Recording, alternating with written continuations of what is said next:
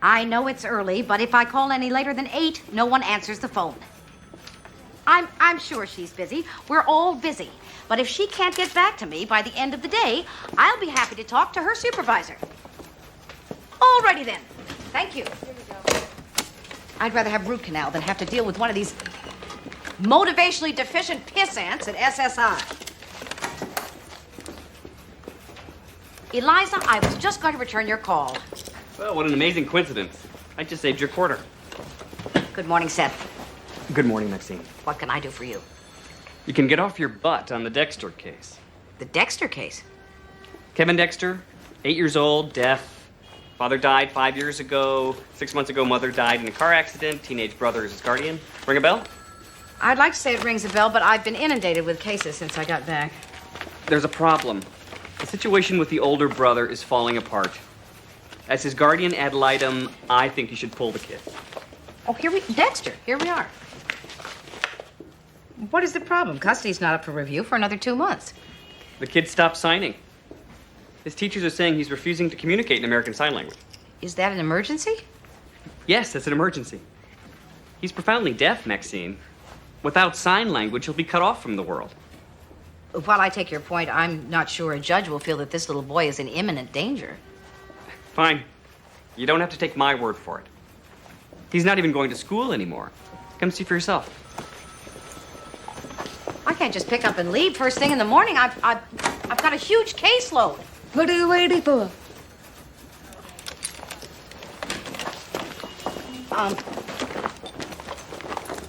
Hang on. A writing job? Job teaching writing. Vincent, that's great. I don't know. What? Probably gonna be teaching a bunch of arrogant, overeducated graduate students. So what? It wasn't so long ago you were an arrogant, overeducated student yourself. Yeah, that's the problem. I remember what they're like. Vincent, I give you permission to be happy about this. Oh, yeah? Okay. You're right, it is kind of cool. I do have some definite ideas about writing, and now I'll have an audience that actually has to listen to me. And they're gonna love you. Have you told Mom yet? I can't bring myself to. She'll be too happy. A real job. Oh, you look at all of this old stuff. Oh, it's my trumpet from 6th grade band.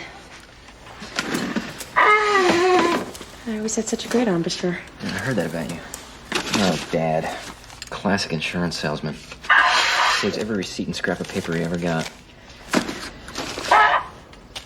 Letter from Aunt Rose. Thank you for the fruit basket. Well, I'll miss Uncle Buddy so much, but he's in a better place now. 1967. April 16th, 1962.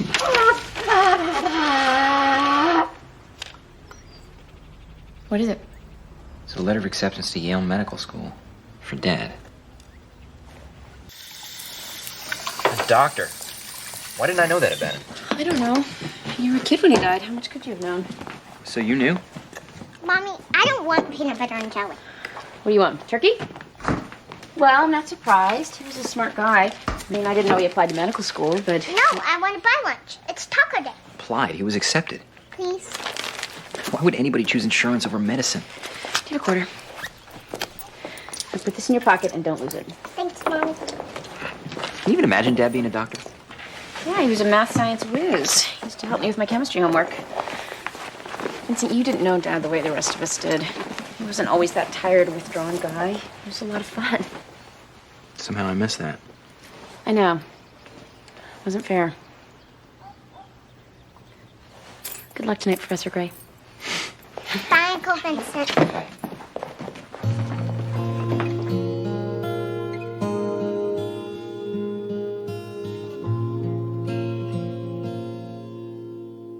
Look, I absolutely cannot get here before 8:45. All I'm saying is it would help you out in the long run. Judge Melvoin gets in before 8. Judge Melvoin is 100 years old. I doubt he's making lunch and doing carpool and looking for lost shoes every morning. He might be looking for lost shoes. It's not easy, Bruce. You wait until you have kids. You'll see. You become very intimate with your shortcomings. Shortcomings? I thought you were perfect.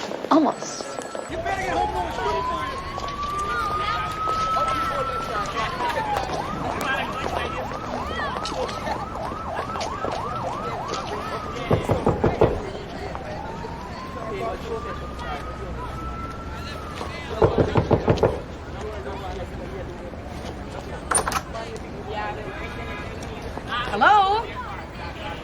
Anybody home? Hello? The housekeeping leaves a little bit to be desired. Charming. Maxine!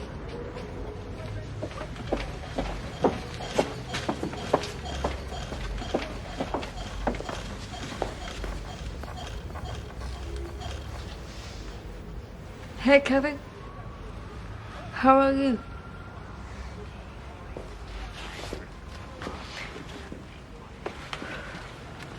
Where's Pa? Kevin, I'm Maxine Gray. I'm your new social worker. We're just here to see how you're doing. Why aren't you at school?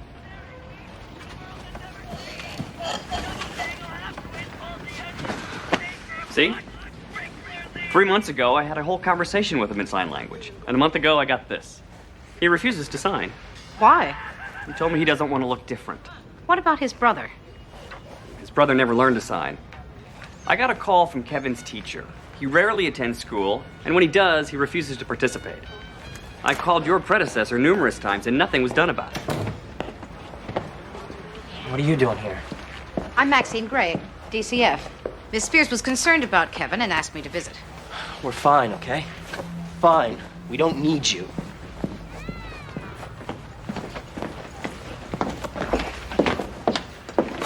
Paul, why isn't Kevin going to school? If I miss the alarm, he does too, that's all. How often is he here alone when he doesn't go to school? Landlady checks on him.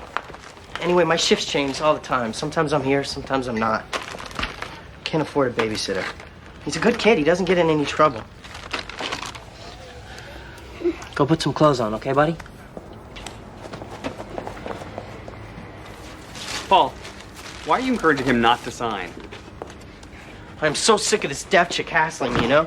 And who appointed her guy? The court appointed her guardian ad litem for your brother. It's her job to look out for his best interest. She's concerned, so am I. It's not against the law not to use sign language. If Kevin doesn't want to sign, why should he?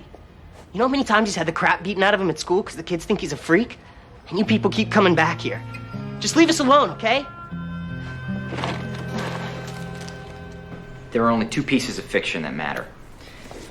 Great Gatsby by F. Scott Fitzgerald and The Essential Roomie. You don't have to listen to anything I say, but if you want to be writers, you got to go out and buy those books. Okay. All right. So let's talk about what writing is. For how many of you has writing been a lifelong dream, or a need, an urge, or something that you'd indulge in only if you could find the time? You all signed up for the Art of Fiction class, right? Yeah. He didn't say anything about having to buy extra books in the catalog. Are we getting late tonight? My husband's taking care of the kids. I told him I'd be home by 9.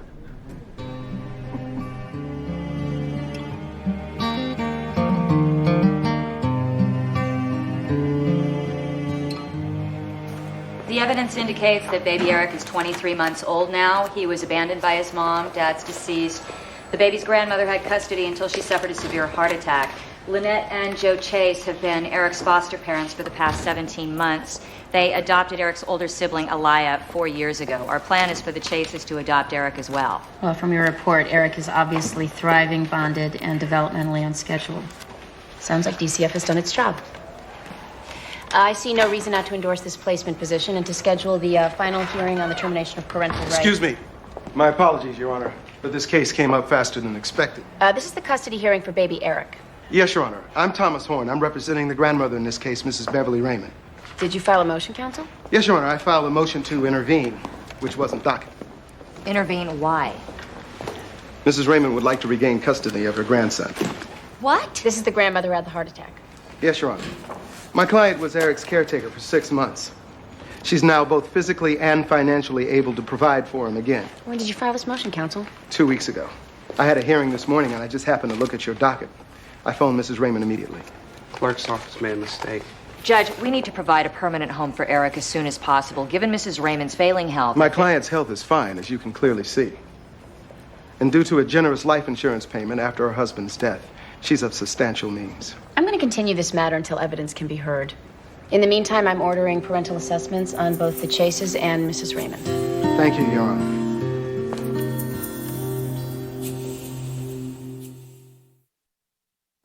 Maybe it's just that they're beginners. They haven't learned to think like writers yet. However, that is... It's an incredibly generous assessment. These people couldn't care less about writing. And I'm exactly the wrong guy to teach them. They're gonna have to find somebody else. Oh, come on. It'll get better. Yeah, this is the problem with having a real job, okay? You have absolutely no control over your life. Already I'm miserable, just like Dad was. He wasn't miserable. He was an insurance salesman. How could he not have been miserable? He left early every morning and came home mad every night. What do you call that? Working. Being a grown-up. He had a family to support. I happen to have a regular job, too. It hasn't ruined my life yet. I am not afraid of working. What I'm afraid of is settling. You're teaching writing. You're a writer. How is that settling? Those who can, do. Those who Oh, can't. Vincent, don't be stupid. This is an opportunity for you to talk about the thing that you love most in the world and get paid doing it. I think you're overthinking the whole thing. Dad could have been a doctor. He could have healed people. He could have saved lives, made a difference. Instead, he was this pathetic Willy Loman type who worked his ass off and died too young. Okay, I don't know what drama you're living in, but it's not the one that I remember. I mean, come on, look at Peter. He loves doing what Dad did, carrying on the family business. Nobody forced him. This is precisely what scares me. Maybe it's a family trait.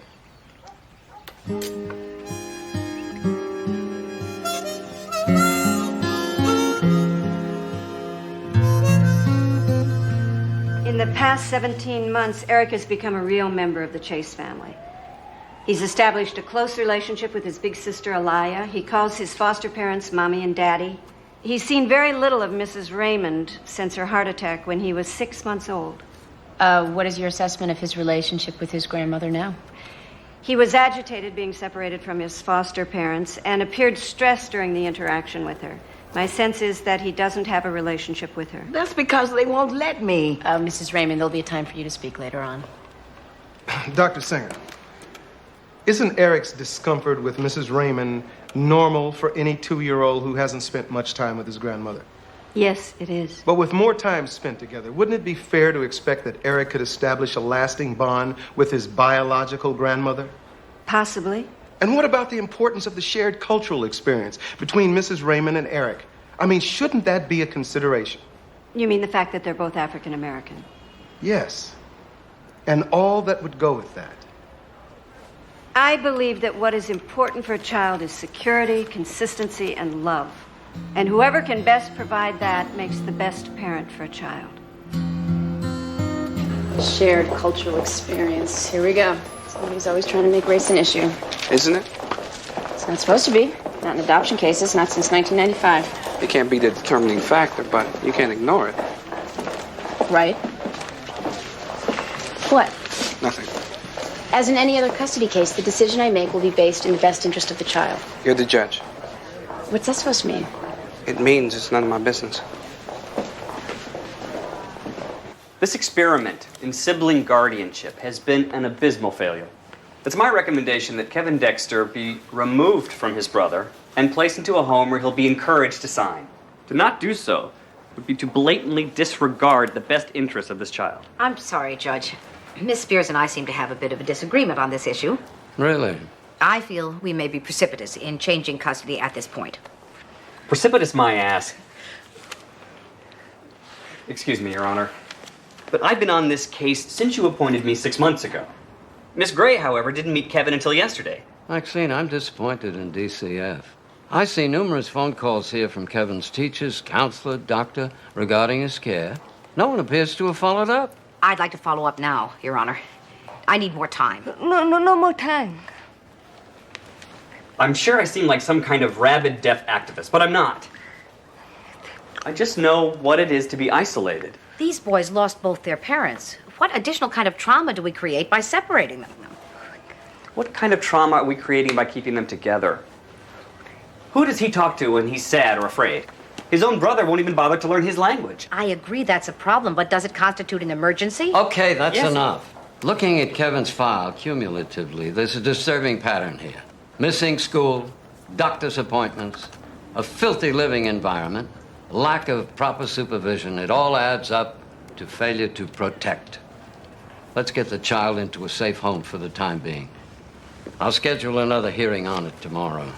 Thank you.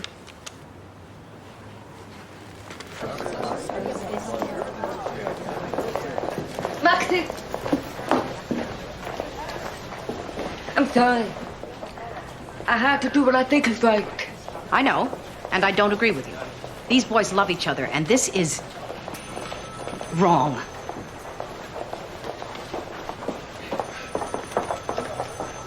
An elderly woman, 64 years old, hypertensive, diabetic, had a major heart attack. Given these facts, would you say that a recurrence is likely? If Beverly continues to reverse her risk factors, I would hesitate to put her in a high-risk category. Even so, best case scenario. What's Mrs. Raymond's projected life expectancy? It's less than 10 years, correct? Just start digging the hole right now, why don't you? Your Honor, may I say something? I may not be any spring chicken, but not one of us knows how long we have to be on this earth. Mr. Newman there might step off the curb tomorrow and get hit by a bus. I get your drift, Mrs. Raymond. Dr. Bittman, anything else? Only that I see no reason why Beverly Raymond couldn't see 75, 80, or beyond. She's a tenacious woman with a lot of grit and a good sense of humor. Well, that's self-evident. Thank you.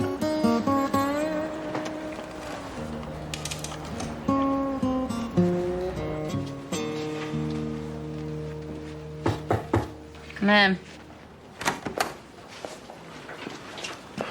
Sign these, please. You need me for anything else? No. Thank you. Bruce, is everything okay? I just want to say that Judge Gray, you're still here. I'm fine. See you tomorrow. Yep, I'm still here. Great. Is there something you wanted? I wanted to thank you again for marrying me and Oscar. Well, you're welcome, Donna. But you've already thanked me numerous times, and we're still eating that cheese ball at my house. Oh, good. I have the recipe if you want it. It makes a wonderful Christmas gift. I bet. Well, I'm gonna head out. Judge Gray, Oscar's request for a conjugal visit has been denied by the warden. Oh, I'm sorry. Oscar's so depressed. He doesn't even want me to come visit anymore. It's just too hard for him. Can you help us? I wish I could, Donna, but I think it'd be inappropriate for me to get involved. We're allowed one appeal, and someone of your stature calling might really make a big difference. I really feel uncomfortable. You're right. You're right. I'm so sorry. I crossed the line here, didn't I? I'll go now. Just tell me who to call. See what I can do. Oh, thank you.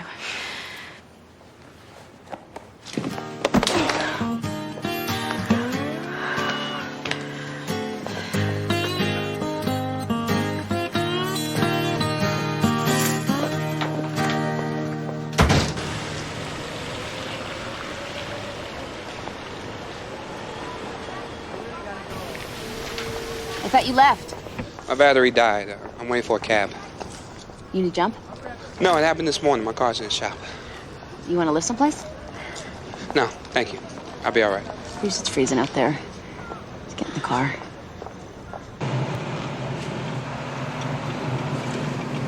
But tell me when to turn. Up the road another mile. Oh, you're close. Into the court, I mean. I'm just trying to make casual conversation. Don't do it for my sake. You're a barrel of laughs tonight. It's my experience that when certain things go unspoken, they fester, create misunderstanding, resentment. What are you talking about? You, this, the silent treatment. Turn right up here.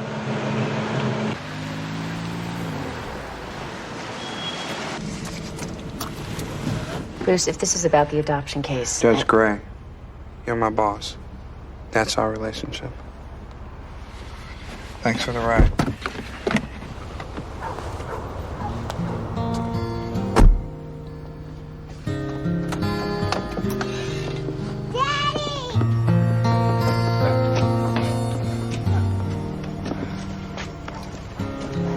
Hey, how was your day, huh? It was good? Good. You cooking? You got something to eat? I tried to get the Wexlers to mediate that divorce settlement. No go, they want you to rule. Why didn't you tell me you had a daughter? Wasn't pertinent. I talk about my daughter all the time. You know everything about me down to my shoe size, and you don't bother to tell me you're married and you have a kid? I'm not married. Oh.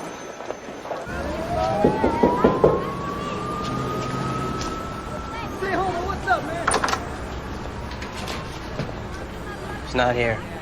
They already came and got him.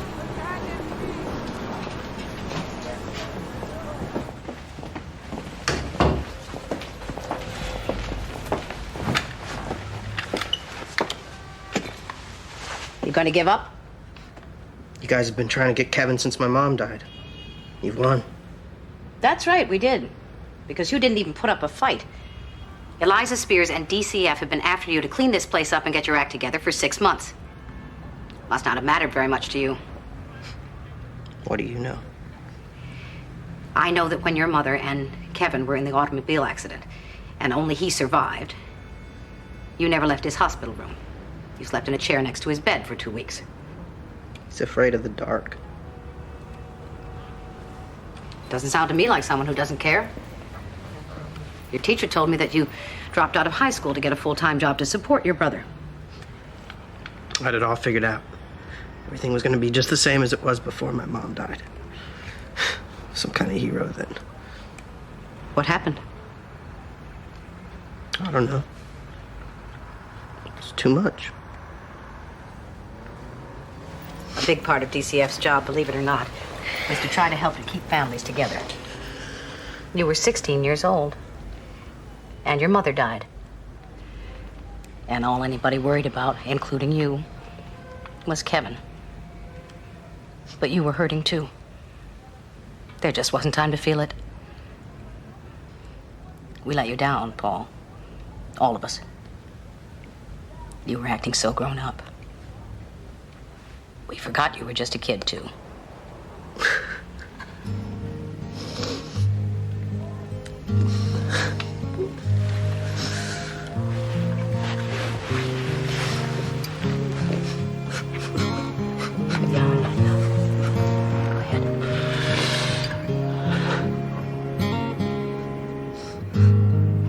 Eric was my baby for 6 months. When he was hungry, I fed him. When he was tired, I rocked him to sleep. He was my little boy. My blood. He should be with me. That's his first Easter. Clearly, you're still very attached to your grandson, Mrs. Raymond. Yes, I am. He's never been out of my mind, not for one moment. Mrs. Raymond, you also have a granddaughter, don't you? Elia, the little girl that Chase has adopted? Yes. Why did you surrender custody of her? That was 4 years ago. My husband was ailing. I couldn't care for both of them. It still breaks my heart. I lost her. There was no other family member who could take her in? Not at the time. Can you say that the situation has changed? What if you had custody of Eric and you were to have another health crisis? What's to prevent him from ending up back in the system? Eric would be raised in a community of people that love and understand him. And if I got sick, that community and the insurance money from the death of my husband would make sure he was well taken care of. But none of these members of the community are relatives? No. Not exactly. But they would be tied to him in a way no white foster family could ever be.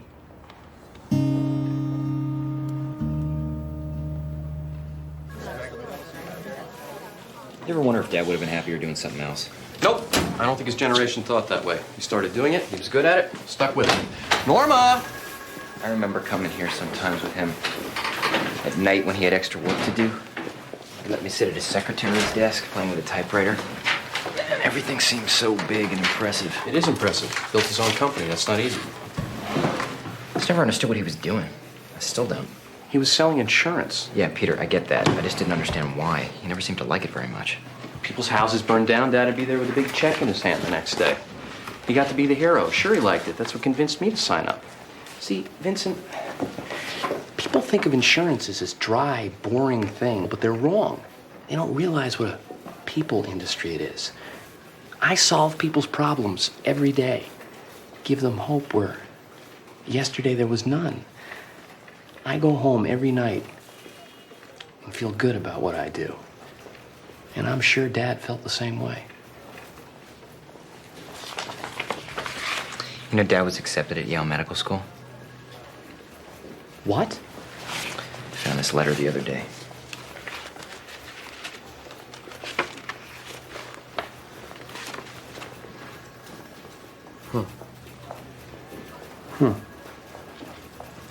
Well, thank God he resisted that impulse.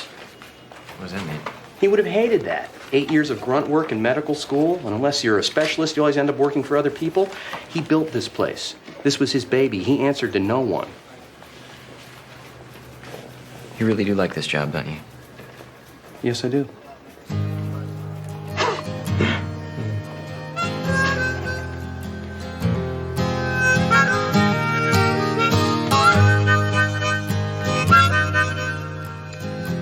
I fell in love with Eric the moment I saw him. He looked so much like my Aliyah, same big brown eyes and same fat little toes. And the two of them, brother and sister, are crazy about each other. Joey and I feel like we have our dream now. You know, a family. And the thought of losing it. You know, Eric calls me Mommy. And he doesn't care what color my skin is. He just knows that I'm the one there in the middle of the night when he wakes up crying. Or picks him up when he falls down. Or puts a Band-Aid on his skinned knee. He's been my baby for 17 months. And to take him away from us and his sister is beyond cruel. But there are significant cultural differences. And I am aware of them. Which is why we bring our kids to a black church and why Aliyah goes to an ethnically diverse school and have many people of color in her life. I am aware of my limitations as a white mother, Mr. Horn. But they should have no bearing on my ability to give my children unconditional love, a stable home, a father, and a future. Warden Maloney, thanks for taking my call. Yes, I'm calling regarding one of your prisoners, Oscar Ray Pant Jr. Yes, that's right. That's right, we met at the wedding. Right. Well, I'm calling because Oscar's wife has informed me that his petition for a conjugal visit... An extended family visit.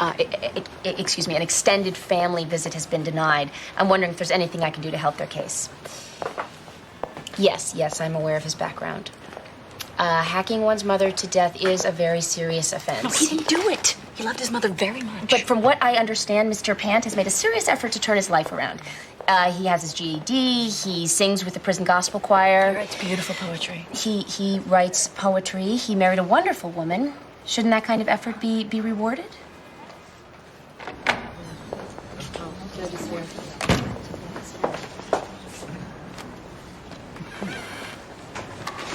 Counsel present. Mrs. Raymond, Mr. and Mrs. Chase. Thank you. Well, most children who come into my courtroom have no one to care about them. But this case gives us the opportunity to do something special, to allow Eric the best of two worlds. And if you all are as determined as you are sincere to do what's best for him, I see no reason not to take advantage of that. So I'm proposing a compromise. I'm granting custody to the Chase family with regular post-adoption visits for Mrs. Raymond. Now, I'm not stipulating the specific parameters of this agreement. I leave that to both parties. But I won't sign the decree until a proposal is submitted. Your Honor, my client is this child's grandmother. This state provides special consideration for grandparents. My client's rights are being violated here. Mr. Horn, decisions that protect the interests of the child always trump someone's rights. This so-called compromise will create an incredible amount of confusion. Who's got final say, the Chases or Mrs. Raymond? Mr. and Mrs. Chase would remain the prime authority. And how does that allow Mrs. Raymond any kind of influence? Children need one clear set of directives, Mr. Horn. We are not splitting this child in two. I think this could be a win-win solution. Does that mean I get to see my granddaughter as well? It would seem patently unfair for one child to develop a relationship where the other one has nothing. However... Alaya's already adopted. She's outside the jurisdiction of this case. Well, that may be. But given the realities of the relationship, let's hope common sense prevails. I hope you understand what I'm saying. I think Eric's going to be a lucky little boy to have so many people who love him and want to be in his life. So discuss the schedule and report back to me. You can make this work. I'll schedule the case for review in 3 weeks. Let's take a 10-minute recess. Court recess, 10 minutes.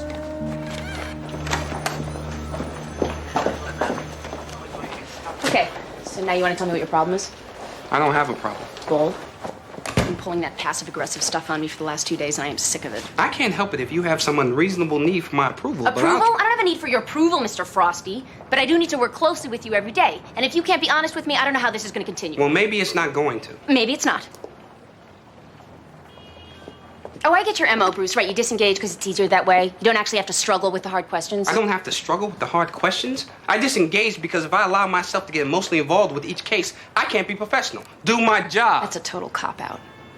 Okay, you want me to engage? Fine. You made the wrong decision in there, Judge Gray. You doomed that kid to a lifetime of confusion. I gave that child a loving, stable home. With parents who can't possibly begin to understand what it means to have black skin in this country. The law does not allow me to factor in racial politics into my decision, Bruce. I have to look at what's in the best interest of the child. Taking him away from his foster parents and sister would really hurt that kid. To say nothing of the grandmother who could die at any moment, leaving him with no one. Identity isn't taught, it's lived.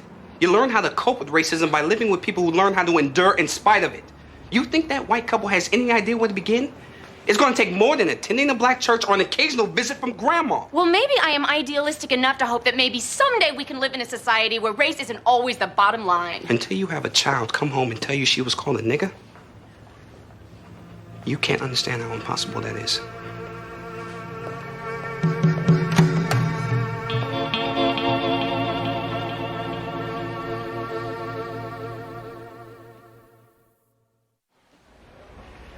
My little brother is all I have left in my family, Judge.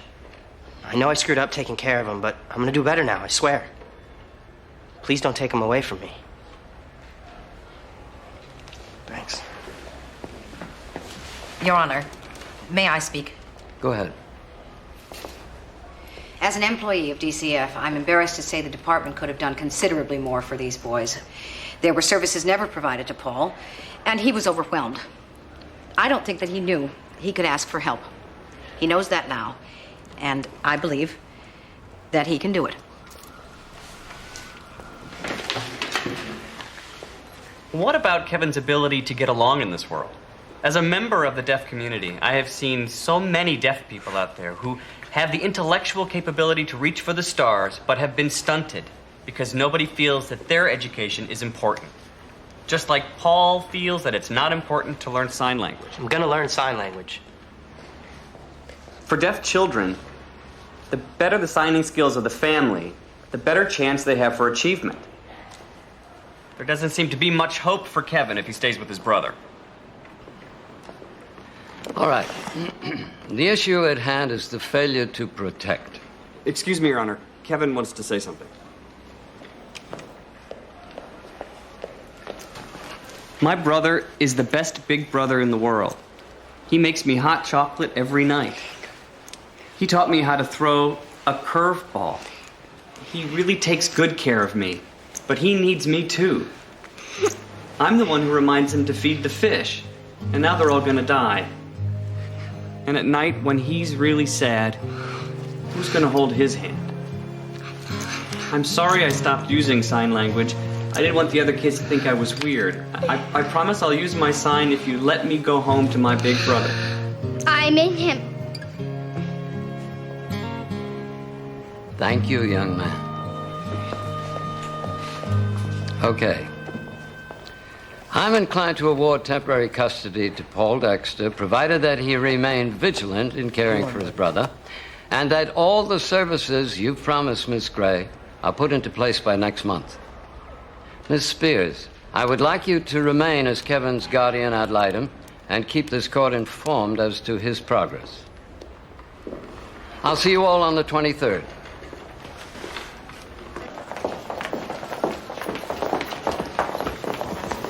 Do you want to talk about it? No. Are you angry? I'm doing my job, Maxine. Eliza, you got what you wanted. Kevin's signing again, and Paul's agreed to learn. That will be enough. What are you talking about?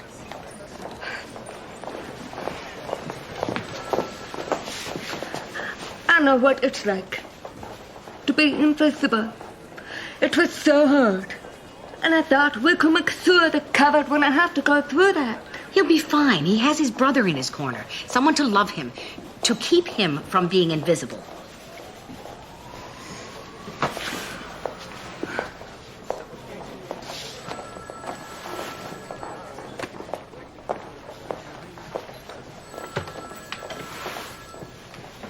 When I first met you, you were about his age. Skinny little girl. You were with that foster family out in Farmington. I hated them. I know. That's why I pulled you out of there. Yes, you did. You were a smartass, but I knew you'd be okay. You were tough. Funny and tough. I see in Kevin the same thing I saw in you. A pain in the ass.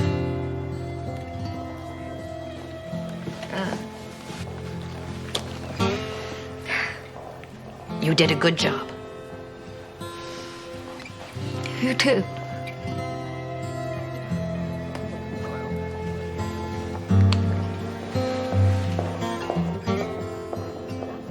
Wow. Can't believe it's really gonna happen. Thank you, Judge Gray. Well, I'm glad to be of help. He didn't say when exactly, but I imagine... I'll call the prison and find out. All right. Okay, then. Judge Gray?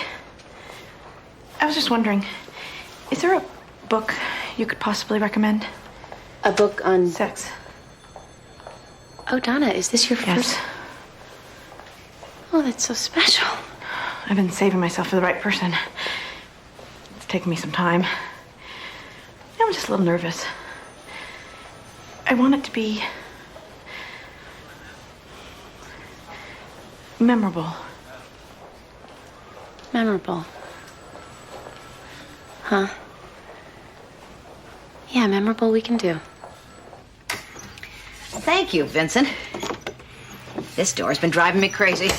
You're so good at this stuff, I don't know where you get it. From Dad. Your dad? Your dad was useless when it came to the house. What was all that hammering down here? Well, he always had his little crafty projects, but I could never get him to fix anything. I have no idea who Dad was. Why'd he settle for being an insurance salesman? Your father never settled for anything. He did what he wanted. What about medical school? He got into Yale. How'd you know about that? There was a time when he thought that maybe medicine would be a good thing to do. The week he was accepted, we found out I was pregnant with Peter. So he just gave it up. His dream. No, he traded it for a different one. Your father was a pragmatist, Vincent. What he wanted more than anything in the world was a family. That was his real dream. What gave him joy. He couldn't see becoming a doctor and missing out on so much of all that. He loved his kids. When Amy was born, I thought, perfect, one boy, one girl. But your daddy wanted another one. So he finally talked me into it. What are you saying? You didn't want me? Just in the abstract. You grew on me after a while. Hey, what did Dad want me to be? Happy.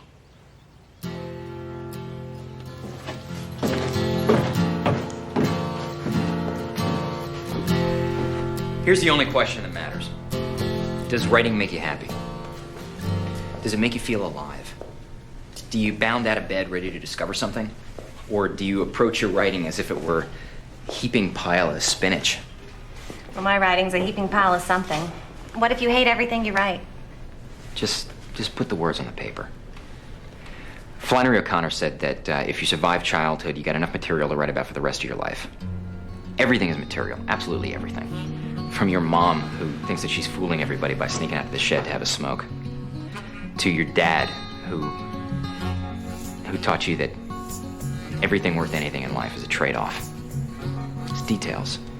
You know, when you recognize yourself in the work, that's when a reader's inspired to say, yeah, that's how it is. And we realize that we're not so alone.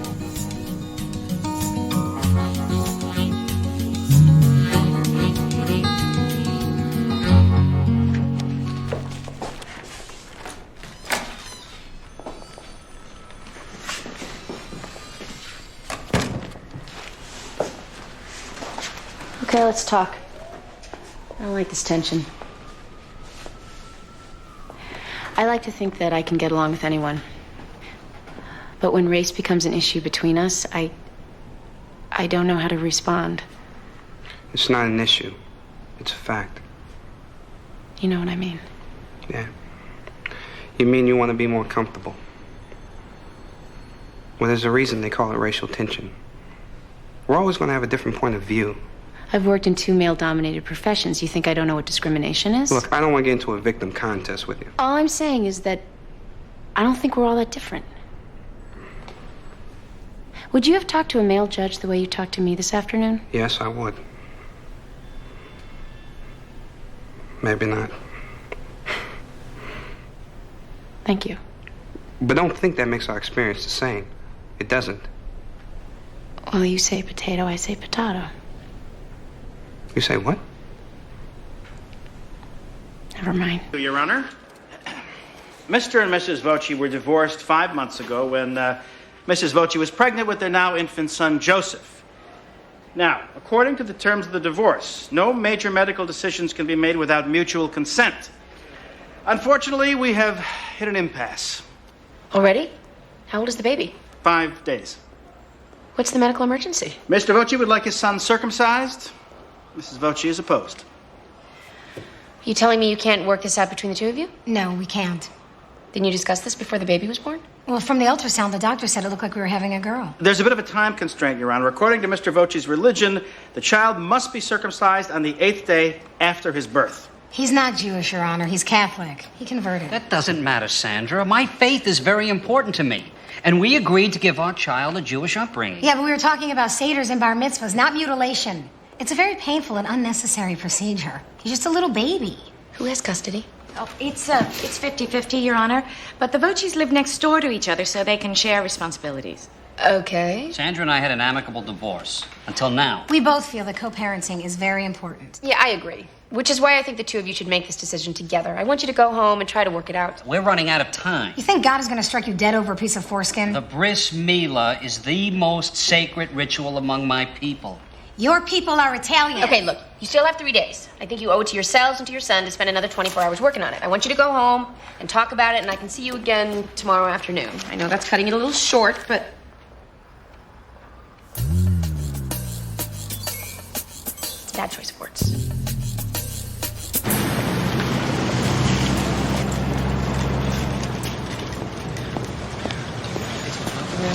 I think down the street. Down the street? Maybe. Yeah. Because, I'm new in town. No, relax.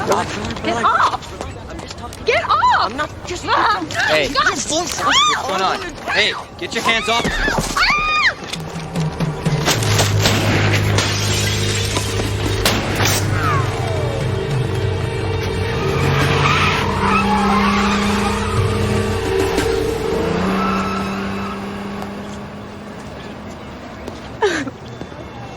You all right? I think so.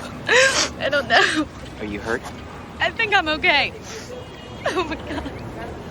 Oh my god, he's gonna kill me. Okay. Oh, God, you're bleeding. Man? No, it's you. Oh, my God. I think he shot me.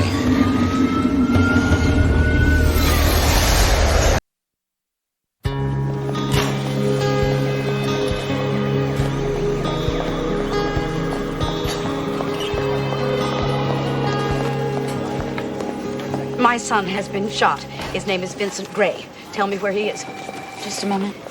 I want to know where he is now. You'll have to wait just a second. You must be insane. My son has been shot. I'm not going to wait. Now, where is he? Ma'am, your son is with the doctor. I can't let you back there if you'll just have a seat. That's funny. Ma'am, you can't do that. Sorry. Ma'am. Ma'am. Well, you've used up one of your lives, Mr. Gray. A fraction of an inch, and we wouldn't be having this conversation. I didn't even feel it. I feel it now. Yeah, a rush of adrenaline, a release of endorphins, and you don't even notice the pain. Vincent, thank God you're all right.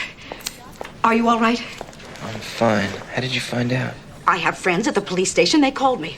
I wish they hadn't done that. Is he really okay? He's a lucky man. Bullet grazed the inside of his chest wall. Are you admitting him? No, ma'am, he's not seriously injured. Well, what about internal bleeding? Mom. No major organs were involved. A fraction of an inch and the bullet could have punctured a lung or put a hole in his heart. As it is, he'll be fine. What happened? I was at the grocery store in the parking lot. This woman was being attacked. I tried to stop it. How the hell could a thing like that happen? In the middle of the day at a grocery store. Mom. The crime in this city is out of control. Didn't I just pay taxes so that they could put more police on the street? Mom, calm down. Did you talk to the police? Yeah. My God. This place is going to hell in a handbasket. Can I get a tranquilizer of some sort? Sure, if you think you need it. It's not for me. For my mother.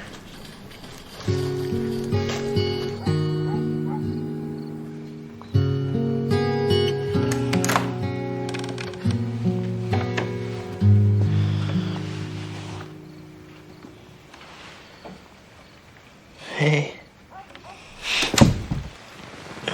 What are you doing here? I just wanted to come and thank you. You didn't need to do that. You saved my life. Are you okay? Yes, I'm fine. Except I can't get it to stop. What?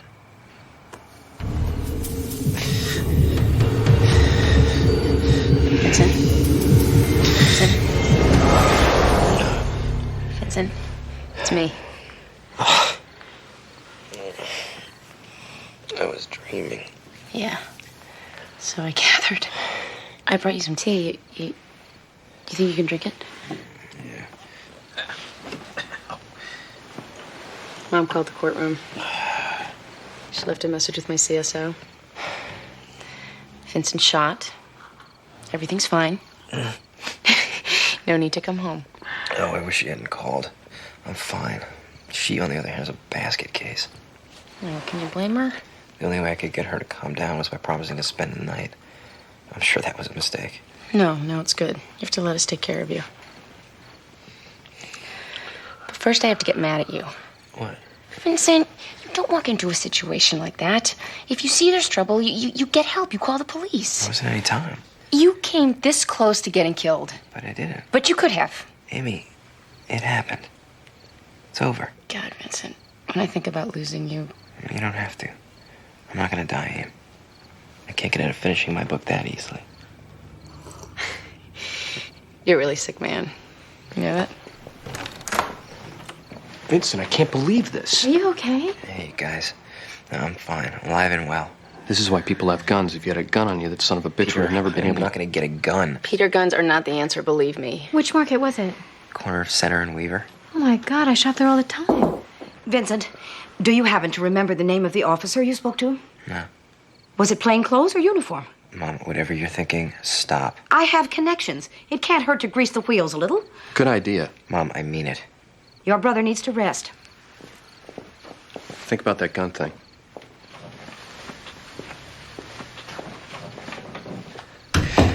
Why do I think getting shot was the easy part? Hey, Hi. how's your brother? He'll be fine. Thanks for asking. What's up first? Sentencing hearing on the Robert Chetwynd case. Today? You set the date. Well, that was before Vincent was shot. We can put it off. No, let's do it.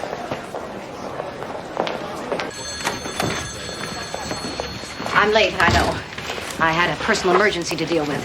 Everything okay? Fine, except I'm sure the colonel is going to have some words for me. You're in luck. Susie's out sick. Thank God. I mean that in the nicest possible way. I should have figured you two weren't going to be best friends. Yes, when you talked me into coming back here, you neglected to tell me that I'd be Working with the female equivalent of Genghis Khan. Oh, come on. You love being back here. Yeah. I didn't need those extra years tacked onto my life. Aaron and Mimi Carter. 4-year-old son. The paternal grandmother says the mother's insane, emotionally abusing the child. Oh. So now the parents are required to please their mothers-in-law. Who can do that? Maxine, are you sure you're okay? You seem kind of jumpy.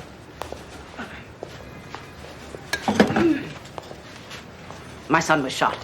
Maxine. Vincent. He was, trying to stop a robbery. He's fine. He was very lucky. Are you sure you want to be in here today? Yes, because if I sit still, I'll start to think terrible things. Like how hard is it to hire a hitman, and do they take credit cards? But Vincent's okay, right? I think he's the least affected of all of us. He just wants to move on. Why does God allow children to be smarter than their parents? What kind of a trick is that?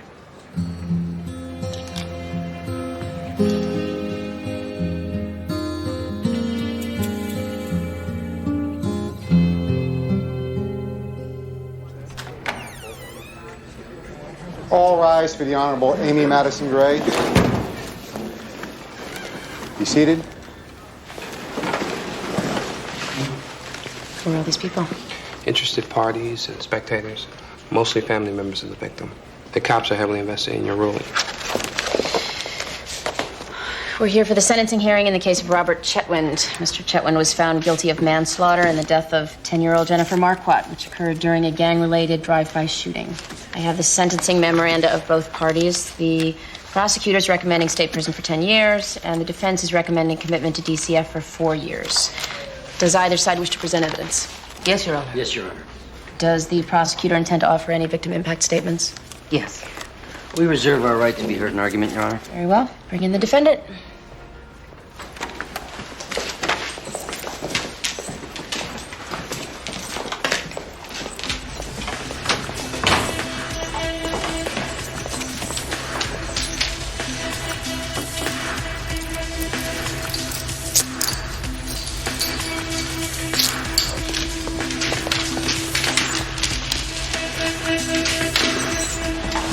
Murderer.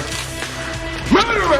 And we are calm down. All right. Everybody, stay in your seat. Back in your seat. Wait, sit down. Quiet,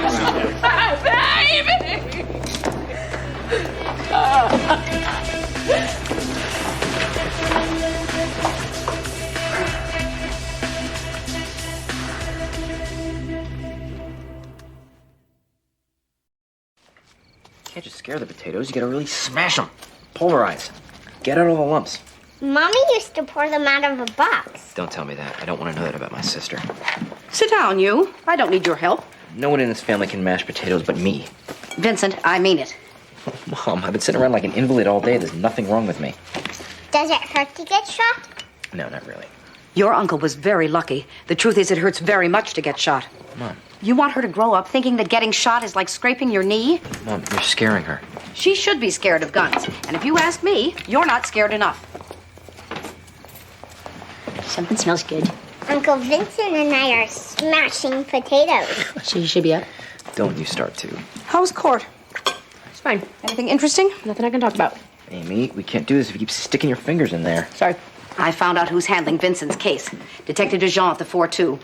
He's a good man. I know him a little. How'd you find that out? I know people. I asked. Mom, I don't want you doing that. I thought I told you. You should call him, make sure he's following up. Why don't I just let him do his job? Because the police are snowed under with work. They let things like this slide. Tell him, Amy. They let things like this slide. Really? Cops mess up?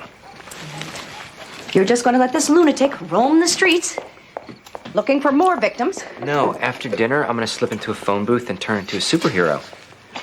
Then I'm gonna go about restoring justice to the northeastern United States. And parts of Canada. No, I don't do Canada. Not enough crime. Amy, I'd like a word with you.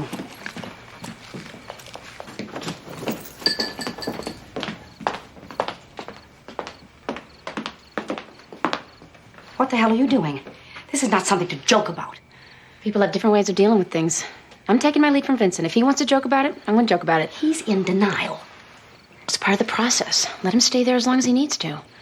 You're a judge, and you're teaching your daughter that violence is not something to be taken seriously. What do you want me to do, Ma? Take her aside and say, guess what, sweetie? This could all be over in the blink of an eye? Honest to God, there are times when I feel I don't know you. You just figuring that out?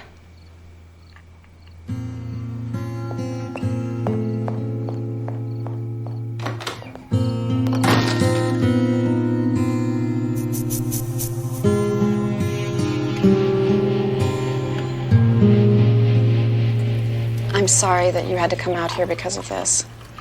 The fact of the matter is, my mother-in-law just doesn't like me. She never has. Isn't that right, Aaron? My mother doesn't like anyone. Do you know why she thinks you are emotionally abusing your son? Because she doesn't approve of anything I do. She didn't want me to send him to a Montessori school. She thinks it'll make him a sissy. I'm raising him as a vegetarian. That bothers her, too. And Terrence is how old? He's 4. And he's doing well in preschool? His teacher says he's one of her brightest students. And I assume you have no complaints about Mimi as a mother. She's a great mother. The problem is, I'm just a little more progressive thinking than most people. Certainly more so than Aaron's mother. She's very three-dimensional. As opposed to? Well, Aaron and I are fourths, and so is Terrence, naturally. Fourths? We're not restricted to the same time-space continuum as everyone else. You aren't? Honey, Miss Gray doesn't want to hear about that. Why not? I'm not ashamed. I didn't do anything wrong. Aaron had a bad experience because he was abducted by a negative strain. But my encounter was with the positive strain. Strain? Of aliens. I see. It wasn't my choice. It happened right after Terrence was born, and nothing has been the same since. How so? Well, I am completely unstuck in time. I move in and out, which makes me very susceptible to alien contact. Would you like some more coffee? Oh, thank you. Yes. Your Honor, Robert Chetwynd's just before you convicted of manslaughter, and yet he killed no one. He didn't shoot Jennifer Marquardt. His biggest mistake was being in the wrong place at the wrong time. He did not know that these people, these gang members, were planning an assassination that day. And he certainly did not know that an innocent young child would die as a result. Mr. Harbert, these arguments were rejected during the trial. He has been found guilty as a joint venturer in this killing. What I need to hear from you now is why Mr. Chetwynd should be sentenced as a juvenile rather than as an adult. I'm getting to that.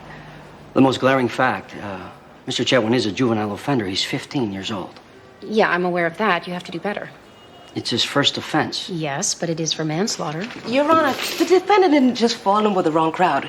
He was a member of the gang. No, not officially a member. What does that mean? He hadn't earned all his badges? He realizes he has done wrong. He feels remorse. He wishes he could take that moment back, but he can't. He's now throwing himself on the mercy of the court, and we beg you to consider leniency in this case. Mr. Chetwynd has spent his life in and out of foster homes. He has no family, no role models. In state training school, he has a chance to be rehabilitated. In prison, he will learn to become a hardened criminal. He already is a Mr. Marquardt, I can't begin to imagine your loss. However, if you can't control yourself, I'll have to remove you from this courtroom. Mr. Harbert, you requested funds for an independent psych evaluation. I seem to be missing the paperwork on that. Yeah, my psychologist hasn't completed his investigation. I thought you were prepared for this hearing. To be candid, I expected him to be here today. Did you summons him? No, ma'am. Okay, well, we'll take a 30-minute break so that you can contact your prospective witness. In the meantime, I expect you to get your act together. Yes, Your Honor. We'll hear the victim impact statements after the break.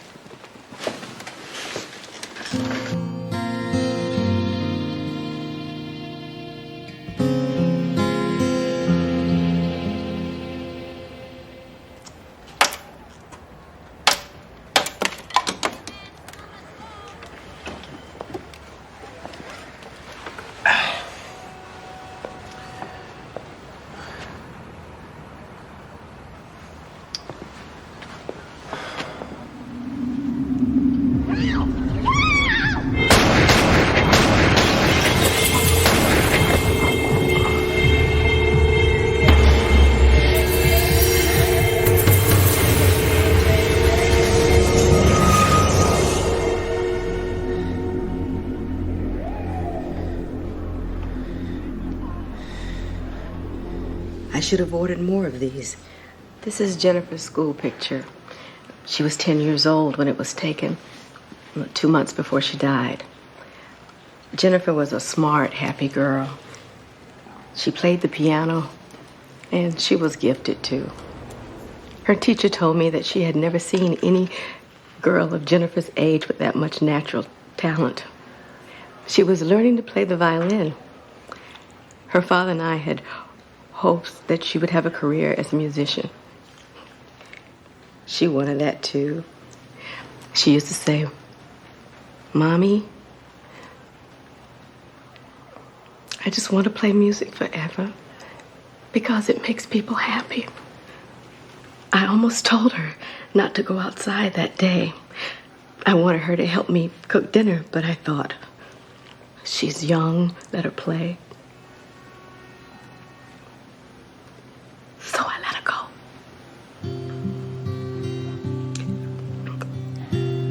If I hadn't, my baby would still be alive.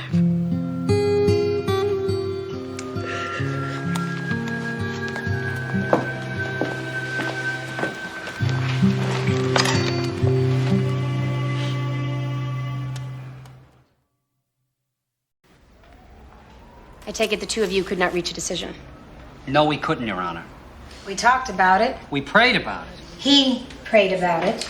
Obviously, Your Honor, these two people simply cannot get past this, and given Mr. Voce's strong religious beliefs... In all fairness, he's only had these strong beliefs for less than a year. I don't see what that has to do with anything. Your Honor, the clock is ticking. Mr. and Mrs. Voce, this is not the kind of decision you want a judge to make. It's very personal. It's up to the two of you as his parents to decide your son's medical care and the beliefs with which he is raised. I'm tempted to send you home again, but I understand the time pressure involved. Since, according to the terms of your divorce, you did agree to raise your child in the Jewish faith, I have to find for the respondent. No! You're mutilating my son. Mrs. Voce, it's a standard medical procedure. It's done all the time. But I can't stand to see him go through that kind of trauma. I understand the procedure is short and relatively painless. Painless for you, maybe. It's barbaric. It's brutal. It's child abuse. Mrs. Voce, I deal with people all the time whose children have been abused. Broken limbs, dislocated shoulders, cigarette burns. I deal with people whose children have been killed by stray bullets. I strongly advise you to put things into perspective here. Go home. Court is adjourned.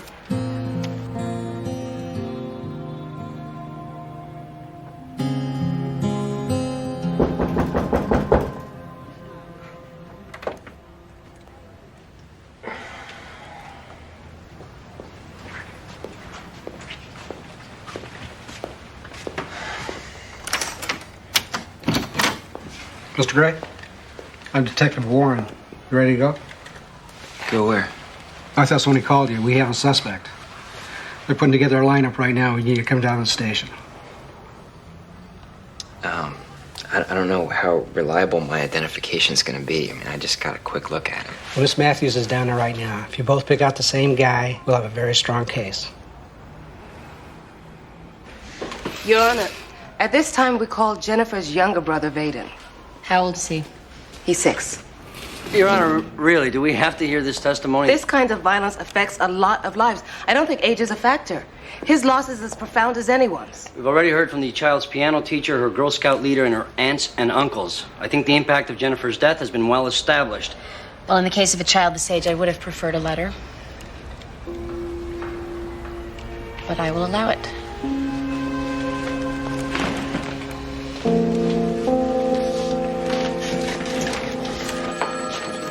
I hope you brought your sense of humor to work today. No, I couldn't do this job without it. Mr. and Mrs. Carter are a perfectly average couple raising what appears to be a healthy, bright child. The only problem here is that Mrs. Carter was recently abducted by aliens. Aliens? Fortunately, they were a positive strain. So it wasn't a bad experience. But now, their child has been selected to speak to the orb, which, as far as I can tell, is a large, glowing extraterrestrial egg somewhere in Arizona.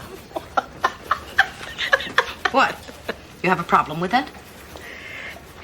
The scary thing is there's nothing we can do about this. There's no law against raising your child among aliens. There's always something you can do. You just have to be creative. I had a call from a Detective Dijon today. He's investigating your son's case, and he said that you were using your position here to speed the process along. I take it he's not happy. He wanted to speak to Susie. I ran interference. Maxine, sometimes you get a little too creative. Any mother would have done the same thing. The average mother does not have your connections. Are you reprimanding me? I'm just warning you.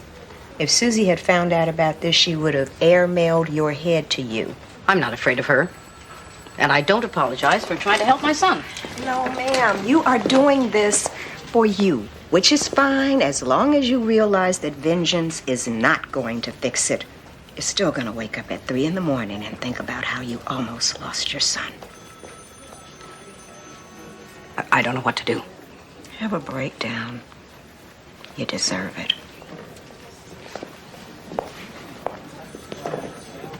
Jennifer was my big sister. She used to play with me. She took care of me sometimes, too. When my mom was late, she put me to bed. She helped me with my homework. I don't know who's gonna do that now.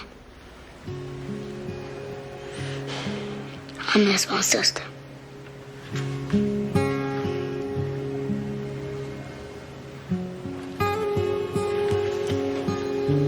Let's take a 5-minute recess. The court's in recess for 5 minutes.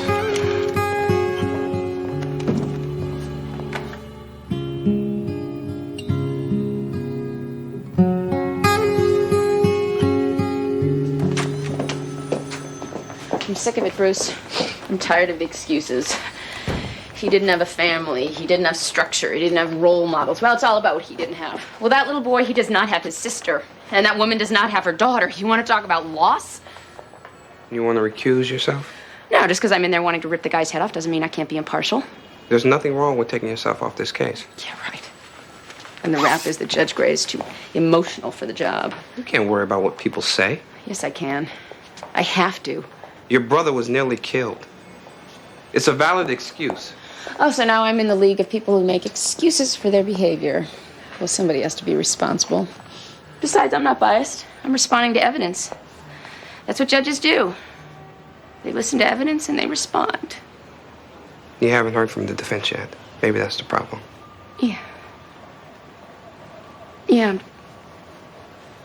I'm just sounding off. I'll be okay.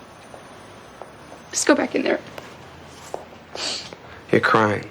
No, I'm not. Can you call a 20-minute recess?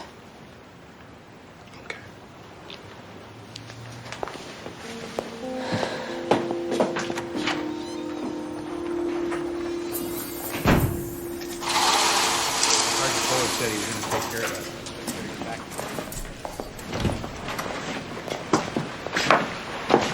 Hey. Hi. Ready, Mr. Gray? This way, please.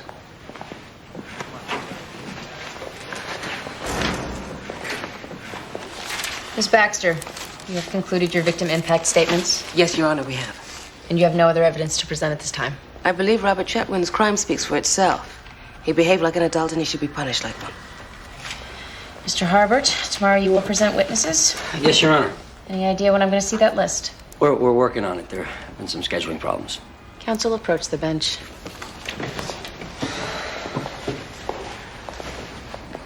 Mr. Harbert, what's really going on? His mother's disowned him. His father's never been around. He's not exactly a star pupil. In addition, our expert witness seems to have been unexpectedly called out of town. I am trying, but it's not easy. What made you think this would be easy? I am trying to make my case on the fact that my client didn't really know what he was doing. Well, it looks like your client isn't the only one, Mr. Harbert. Now, it is my intention to conclude this hearing tomorrow. And if you care about this kid, you better start defending him. I'll see you back here tomorrow morning.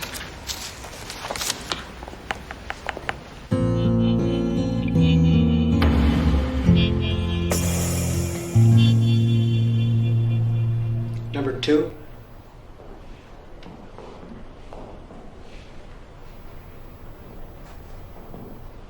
Number 3.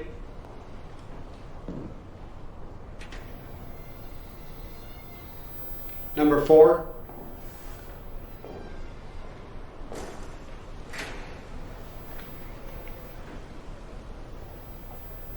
I'm not sure. It was broad daylight. You said you got a good look at him. I never said it was a good look. Mr. Gray, you and your friend were very fortunate. His former victim wasn't.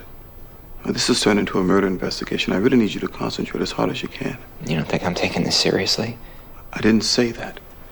Guy was pointing a gun at me. I wasn't thinking about his facial features. Just take your time.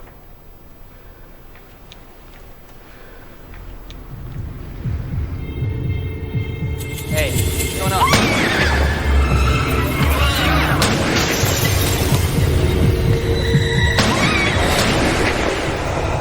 Number 3. I think that's him. You think? Yeah, that's him. Good. We've got 14 cases this morning. Break for lunch, then we hear from the defense in the Chetwynd case. This lawyer managed to scare up some witnesses. One, Just one? Robert Chetwynd. He's speaking on his own behalf? That's insane. A decent lawyer could have come up with somebody, anybody. Happens all the time. All rise for the Honorable Amy Madison Gray. They're back? Ever have one of those dreams that wouldn't end? Yeah, I think I'm having it now. Be seated. Counsel, tell me we are not still arguing the circumcision issue. No, Your Honor, it's a different issue. What? Mrs. Voci has stopped nursing her child. Mr. Voci feels that this will have a serious effect on his son's mental and physical well-being. Mrs. Voci stopped breastfeeding because she was experiencing grave difficulties. Her nipples are cracked and bleeding, and she got an infection.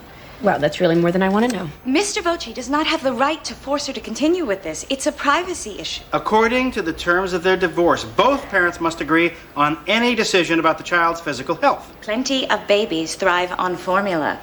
I wasn't breastfed. Well, you're not the issue here. Whoa, whoa, whoa, whoa. I want to stop this in its tracks. I have spent more than enough time dealing with this penis petition. Could you excuse me for a moment? All rise.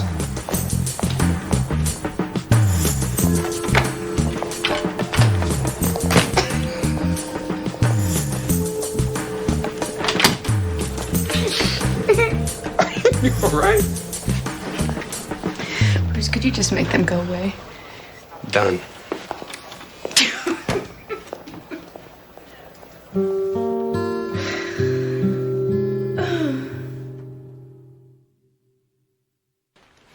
I had a bad dream last night. Really? What did you dream? That Miss Shalewy was my mother. Wow, that is scary. And she was trying to shoot me. Sweetie, nobody's going to shoot you. Least of all, Mrs. Schlewe. Are you sure? Absolutely. Lauren, run and get your backpack. Carp will be here soon. I tried to warn you. Well, this happened to her too, Ma. Can't protect her from that. You need to talk to her. Why don't you stop telling everybody what they need to do? You're up early. Why aren't you resting? I have to teach a writing class. Can't you take some time off? I feel fine. I just came by to give you some news that's going to make you happy. They caught the guy. They did? When? I ID'd him in a lineup yesterday. Cops seemed happy. They think the case is going to stick. Hooray for our side. You must be relieved.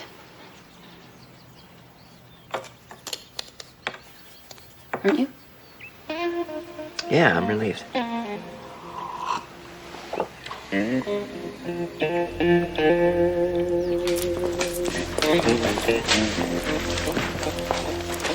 Mr. Chetwynd, you realized you were still under oath. Mr. Chetwynd, tell us a little about what your early childhood was like. I'm the youngest of 6 kids. My dad was never around. My mom couldn't deal with it, so that's why she sent us away. Sent you where? I lived in some foster homes. The record says you've lived in 6 different homes altogether. Is that correct? Yeah, something like that. The record reflects, Robert, that in 2 of those homes you endured physical and sexual abuse. Is that correct? Yeah. Tell the court what happened the night Jennifer Marquardt was killed. I was just hanging out on the street, looking for something to do. Then these guys came around, asked if I wanted to go for a ride. So, you got in the car. Why did you get in the car? I heard some talk on the street about payback. I saw Snoop's Glock. I don't know. I guess I just wanted to see what would go down. First, we just rode around for a while. Got some beer, listened to music. Then we pulled onto Market Street. There was these 2 guys standing on the corner. Someone said, "There he is." And then Snoop pulled out his gun, started shooting out the window. Happened so fast. Did you ever see Jennifer Marquardt? No. Did you pull the trigger? No, it was Snoop. Are you sorry about what happened? Yes, I am. Mr. Chetwynd, you are basically speaking for yourself. You are the defense. So now is the time to tell me exactly how you feel about what happened. Can I read something? Yeah.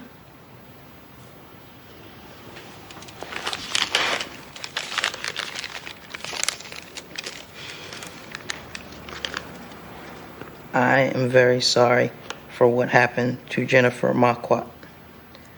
I did not know anyone would get shot. If I knew, I would have did something else that day. That little girl never hurt nobody. Now she is dead and I feel bad. I wish everything was different, but it's not.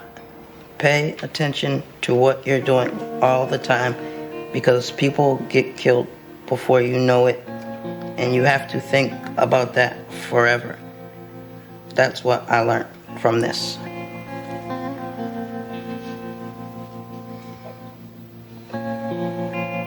That's all I got.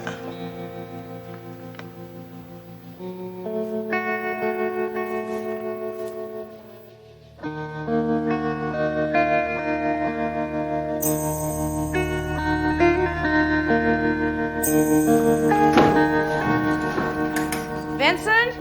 Yeah. I thought I heard somebody down here. You scared me. Machines in my apartment building don't work. Somebody ought to take your landlord to court. Yeah, that's the answer. Let's put everybody in jail. This thing doesn't work either. You ever think about updating your appliances? I tried that. It didn't work for me. Sometimes it takes a special touch. Any idea when the trial will be? What trial? On your case. That's not my case. Lisa Matthews' case. Just a witness. A witness who was nearly killed. I'm sure they'll bring him up on attempted murder charges, too. Great. That make everybody happy? Vincent, what is wrong with you? You won't let this drop. Nobody will let this thing just go away. I don't want it to become my identity, all right? Nobody's saying I that. want my life back. I want to be able to write again, sleep, talk on the phone, watch the news. I don't have any food in my apartment because I can't get myself to go to the grocery store. Maybe you need to talk to someone. I don't need to talk to anyone.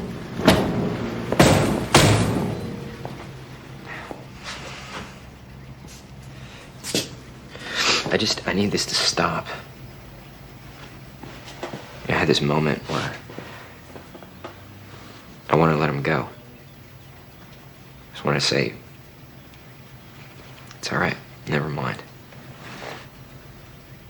You did the right thing. I don't even know what that means.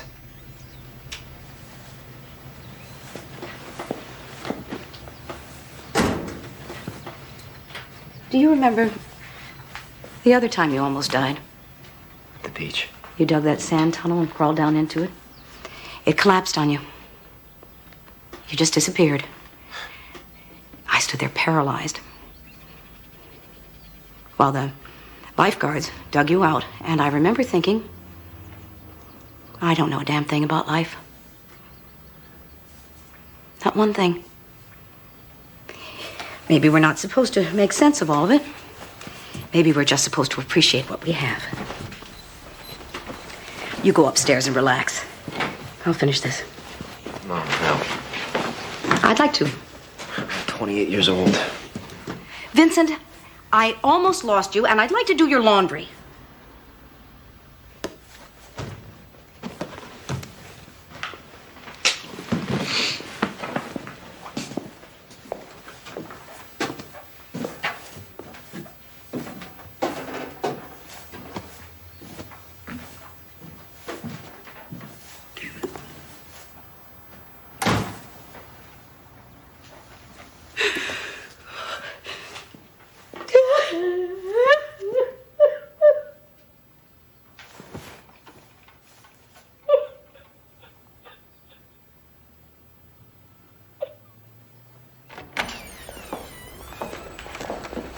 All rise. Be seated. Ladies and gentlemen, well, the effects of violence are far-reaching. As we've seen in this courtroom, countless lives are affected. A child has been lost. That loss is grieved by her family, her friends, members of her community. A young man stands to have his life completely changed by my decision. I have to tell you from my gut that it sickens me that crimes like this occur. The children are lost, almost on a whim. That these atrocities occur in the town where I was born and raised. Mr. Chetwynd's defense left a great deal to be desired. When he spoke on his own behalf, I have to admit that I was expecting to hear something more substantial. Something that demonstrated true remorse.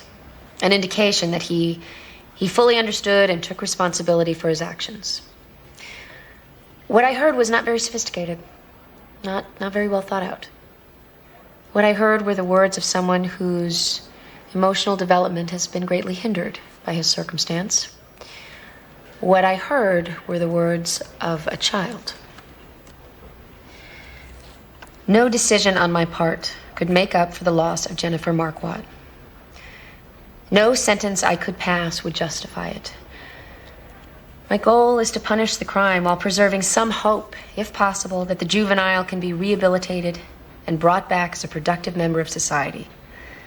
Sending Mr. Chetwynd to adult prison decreases those odds. I hereby sentence Mr. Chetwynd to 4 years juvenile state training school. How can you live with yourself? Judge Gray, that boy killed my child.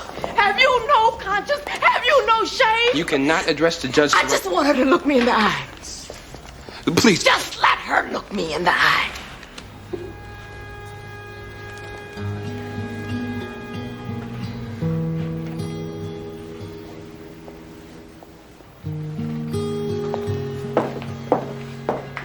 Court is adjourned.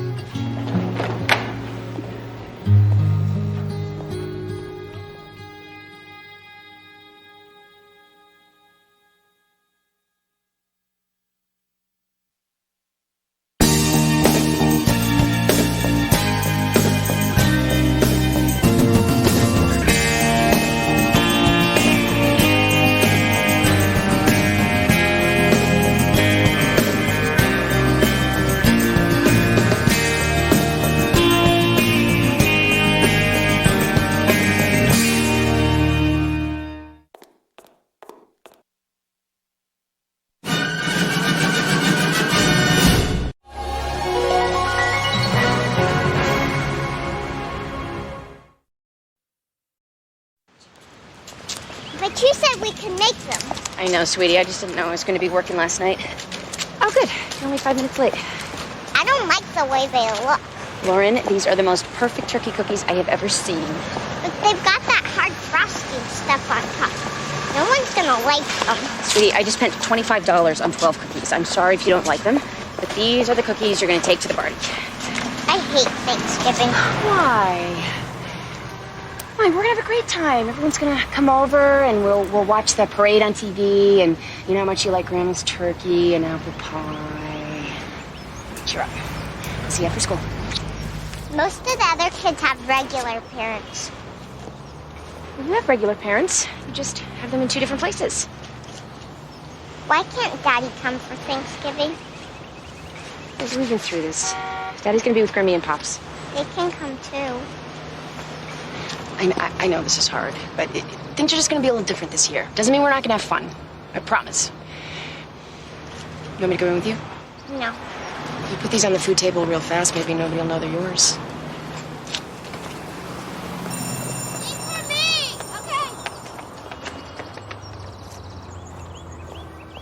Mr. Langston, you want to change your name to James Tiberius Kirk. James T. Kirk? As in the captain of the Starship Enterprise? Yes, ma'am. Just out of curiosity, why would you want to do that? Well, ma'am, I never had a family. I was raised in foster care. So my name's never meant that much to me. And I didn't know my real father. Now, James T. Kirk. He seemed kind of like a guy you could look up to. Okay. Well, all the paperwork seems to be in order, so, I see no reason to deny the petition. So ordered. Thank you, Your Honor. Live long and prosper, Mr. Kirk. Live long and prosper.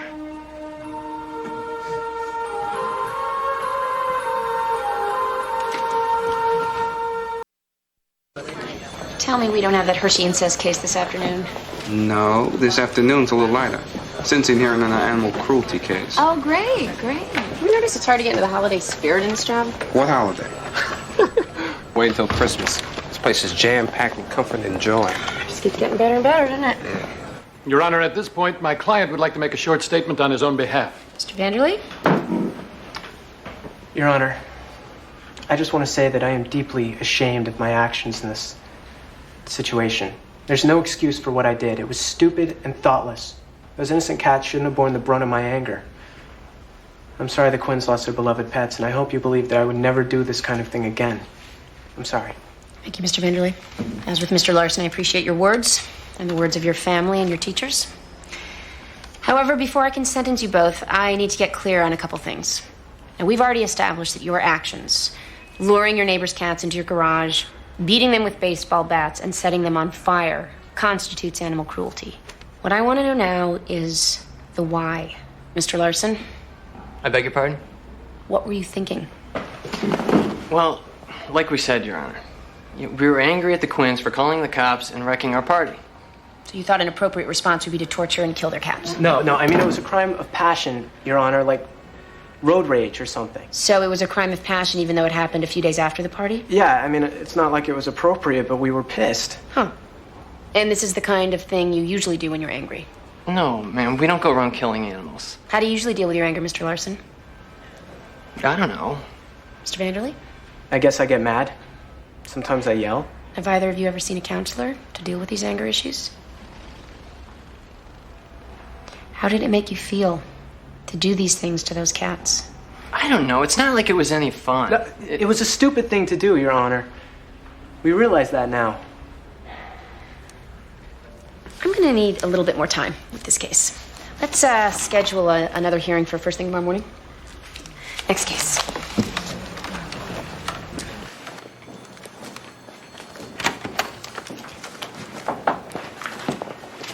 You're gonna need this? Why would I need a beeper? Oh, man, you gotta be kidding me. I'm on call for Thanksgiving weekend? Judge Holloway had to leave town on a family emergency. Yeah. Of course, it's a family emergency. When is Thanksgiving weekend not a family emergency? This is the old boys club at its ugliest. I think it has more to do with the fact that you're the new kid on the block. I think it has to do with the fact that I'm a woman and they think that they can dump this on me. What am I gonna do with Lauren? This is her first Thanksgiving away from her daddy, and her mommy has to work all weekend. Oh, I can't do that to her. You could be a little bit more sympathetic. I don't do sympathy. Of course not. See you tomorrow. Mm-hmm.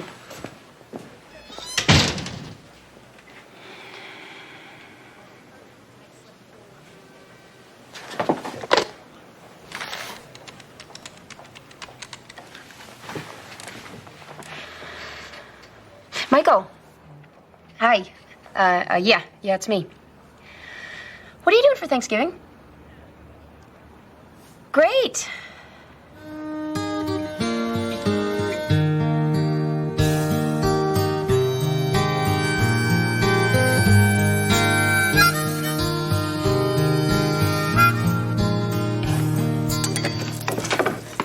smells great. What is it? Swiss cheese omelet with prosciutto, mushrooms, and tomatoes. And the good dog, yes. Such a breakfast. Socrates eats like Henry VIII. The rest of us are lucky to get dry toast. Socrates earns his keep. I see. Hey, something smells good. Yeah, that would be Socrates' breath. I just dropped by to tell you to mark me absent for dinner tomorrow. No way, what are you doing? I got a thing at my agent's house. It's Thanksgiving. I know this is last minute. I hope it's not a problem. Not for me. I don't plan to be here either. What? Anyone who wants to eat with me tomorrow can join me at the dinner bell. A restaurant? What are you talking about? I'm throwing in the dish towel.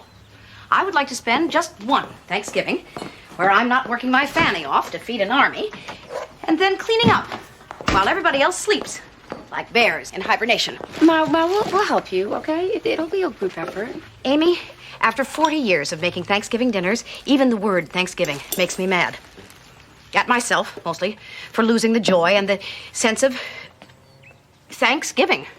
So this year, I'm going to reclaim the night. It's going to truly be about giving thanks for what we have and not about coordinating the yams and the stuffing and the asparagus souffle and the biscuits. What about Lauren? What about her? She can come to the restaurant, too. I wanted this to be a special day for her. She needs some stability in her life, some sense of tradition. Now, Vincent's not going to be here, you're not going to cook, and I'm on emergency response. The dinner bell has a perfectly delicious menu for Thanksgiving, and you'll have the pleasure of my company for the entire meal. Look, Ma, we have to have Thanksgiving dinner at home, okay?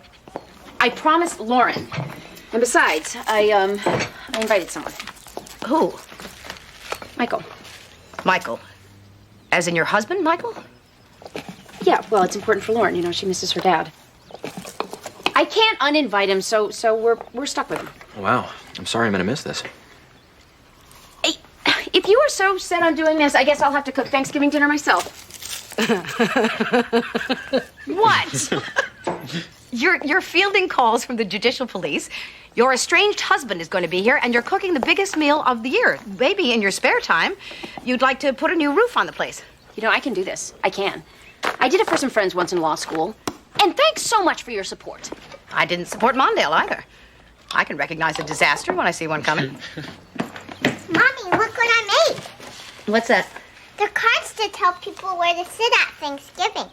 I'm gonna sit between Mommy and Daddy. Cool. Ringside seat. Honey, get your jacket. We're gonna be late. Well, great. This is gonna be great.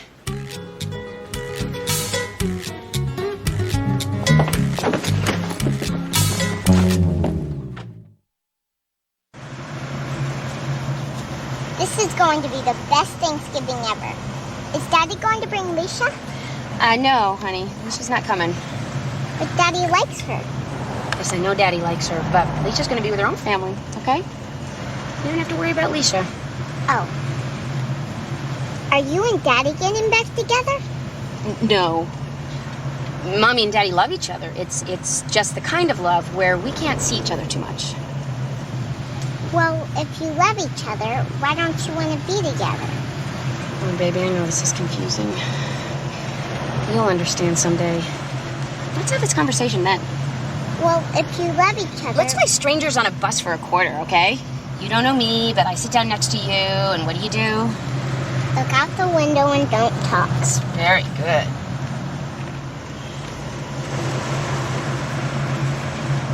Your Honor, these young men come from fine families in East Hartford.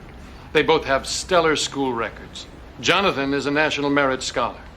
Nathan has been scouted by several prominent universities for a baseball scholarship. And both boys are active in their local church youth groups.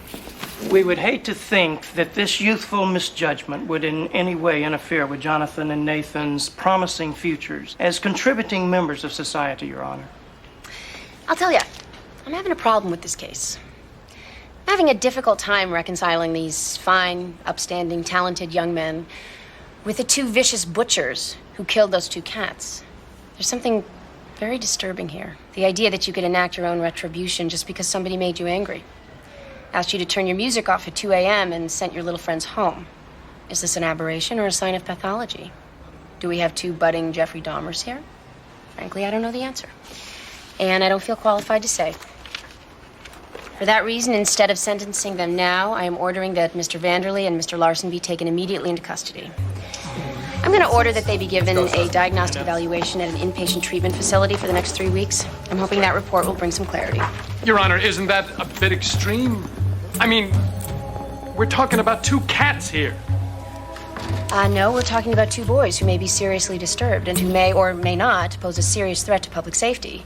Mr. Hobson, if your clients were adults, they could be in prison for up to 5 years for this act of malicious cruelty. 2 cats are not nothing. I'll see you back here in 21 days. Jillian, can I get you anything to eat? You know, cookies or fruit? Sandwich. No, really, I'm not hungry, thank you. I just wanted to come by to chat. Okay, let's chat. Should we bring anything for dinner tomorrow? I don't know. It's out of my hands. Amy's in charge this year. Oh, well, I guess I should just call her. That's a good idea. Look at them. You had beautiful kids, Maxine. Yes, I did. What's on your mind, Jillian? Peter wanted me to talk to you about adoption. He says that you know a lot about it. I've seen a lot of it. What do you want to know? Well, Peter thinks that we would make good adoptive parents. He says that there are plenty of babies that still need good homes in this country, and well, he thinks that, he thinks... Jillian.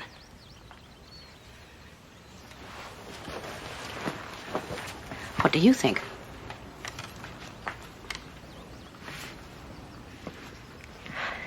I think Peter doesn't understand.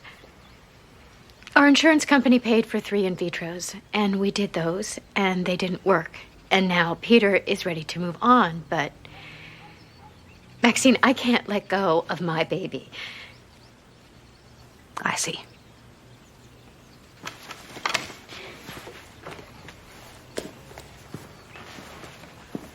What would it take to try again?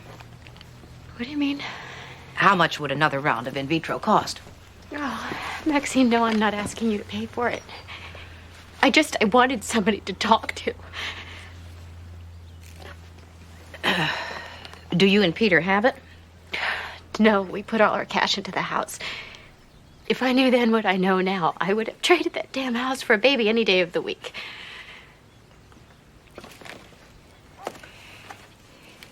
If I lend you the money, Jillian, will Peter go along with it?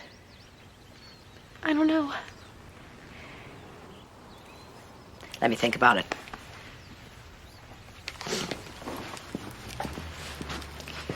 Nobody ever cuts enough kindling. Thank you. Mr. and Mrs. Snowden have been Gina's foster parents for 2 years, since she was born. Gina's birth mother, Marcia McCabe, has signed a stipulation relinquishing her parental rights. Her birth father is unknown. Our plan for Gina is that the Snowdens become her adoptive parents as soon as possible. Well, everything seems in order, Mr. Salerno. I will accept this adoption plan for Gina. Mr. and Mrs. Snowden, on behalf of the court, I want to thank you for being there for this little girl. You're providing a wonderful opportunity for this child. I only wish more children had a similar opportunity. By Christmas, you and Gina should be a very happy family. Judge Gray, thank you, and DCF, and this little girl's birth mother for giving us the joy of our existence. Gina is the most important thing in our lives. Thank you. Well, you're welcome, Mr. Snowden. Have a wonderful, wonderful Thanksgiving. Okay. Now it feels more like Thanksgiving.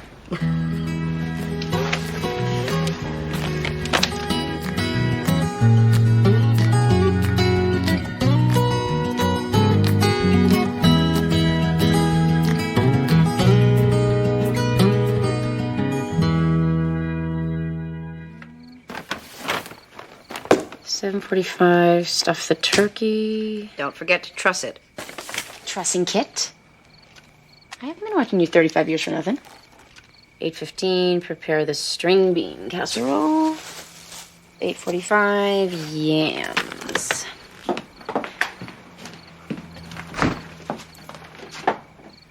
Mom, where do you keep the yams? In the yam drawer, of course.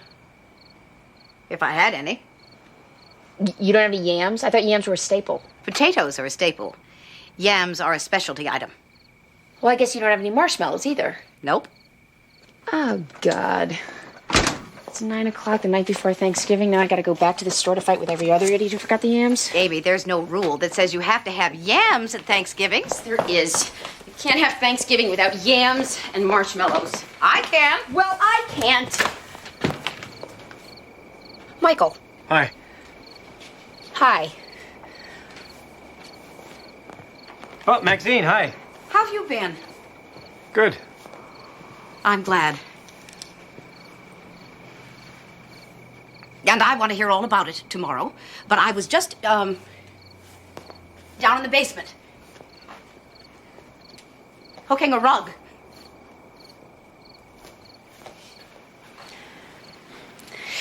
What are you doing here? Well, I wanted to wait till Lauren went to sleep. I was hoping we could talk. Well, I was just on my way out. Oh, all right. No, Well, it can... I- Yeah, I can wait.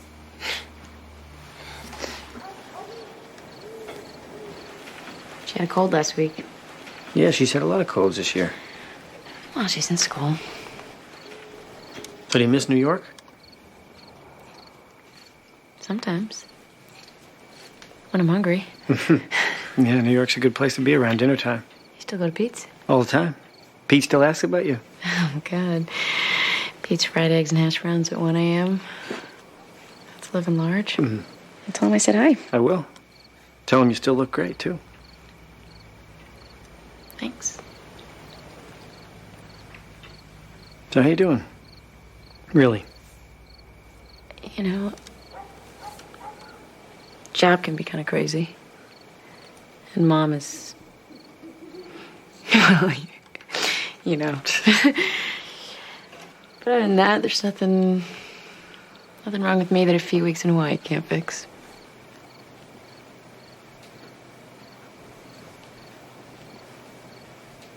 And we really screwed it all up, didn't we? Yeah. We did. You know, sometimes I'll look at Lauren and she'll laugh a certain way or move a certain way, and I'll see you. And I wonder if we could have done it all differently. I do too. Well, I'm really glad you invited me over for Thanksgiving. Yeah, well, I thought it might be good for Lauren. We're all grown-ups. Yeah. Amy. I think it's time to make this thing final. What thing? You know, the D word. Divorce. I mean, we've been separated for almost a year. You've got your own life now. You mean get lawyers and file papers and do all the legal stuff? Yeah. I think it's time. Are you and Leisha? Getting married? No. But, I suppose it's going in that direction. Oh. Well, I think you're right. You do? Yeah. Of course, we'll have to find a way to tell Lauren.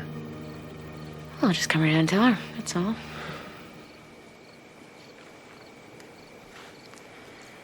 You sure you're all right with this? Yeah, I'm fine. Really. Okay, well, I will see you tomorrow. Yeah. Yeah, I'll see you. You know, you really do look great.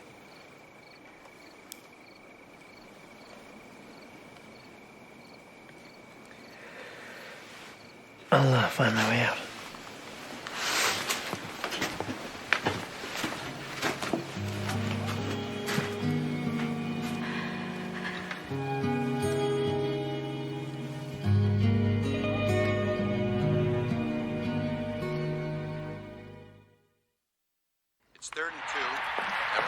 Okay. cranberries are boiling. Jillian, can you put some sugar in that, please? 3rd and 2, and you're gonna pass? You guys deserve to lose. Amy? No football. Why not? 'Cause I remember you and Dad and Vincent watching football while Mom and I cooked. I always resented that. You never cooked. Well, I'm cooking now. And besides, football is not part of my Thanksgiving fantasy. Fantasy being the operative word. Mm-hmm. Hey, everything's going great. The turkey looks good, and the yams look... How are yams supposed to look? They need a few more minutes. And the casseroles go in 5 minutes. If we were at the restaurant, we could be having appetizers right now. Appetizers. Not to mention cocktails. Peter, open a bottle of wine. I think this is nice. Amy, you're doing a great job. Did you have a chance to speak to Peter yet? No, but I'm not sure. I talked to my broker, and he said I've got a bond maturing in about a month. It could cover it. You asked my mother for money? No, we were just talking about it. I offered. We decided against having another procedure. You decided that. I want to try again. It's prohibitively expensive and it's not working. The doctor hasn't given up? Of course not. We're paying for his summer house. Come on. We have a lot to be thankful for. Easy to say when you have a child.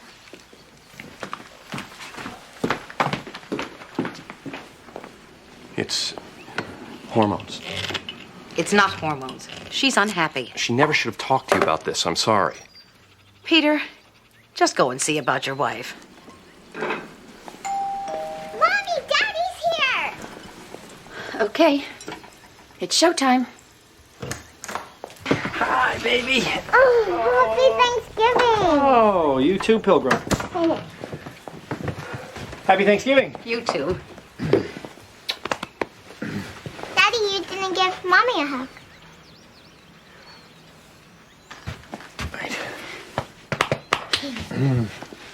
Oh, I brought wine. It's Cabernet. Oh, great. We'll drink it. Where's everybody? Peter and Jillian are upstairs, and Vincent got a better offer. Oh, it's too bad. I was looking forward to seeing him. How's Wall Street treating you? Oh, you know, it's a love-hate relationship. This week it's love. Well, I'm going to decant this wine and let it breathe. Since when does she decant wine? Oh, this is kind of weird for her. That's because she loves me. Daddy, you want to see my room? Yeah, I certainly do. Let's go. Let's go.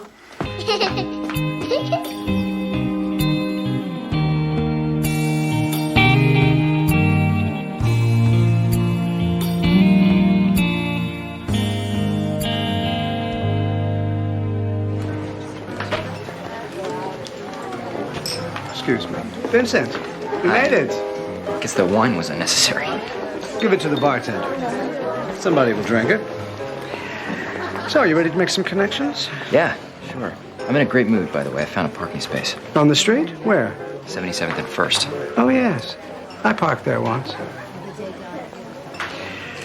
Guy in the tweed jacket is Lanny Ferguson at Random House. Send him your stuff on Tuesday. The lady in the pearl choker is Audrey Smith at Little Brown. She responds well to charming men. Great. I'll be sure not to spill anything on her dress. Hi, Alan. Incidentally, there are a lot of single types here tonight. You might get lucky. I think I'm going to stick to business. And you know your former agent Hillary quite well. She's part of the ALT family, Vincent. I can't keep you two apart forever.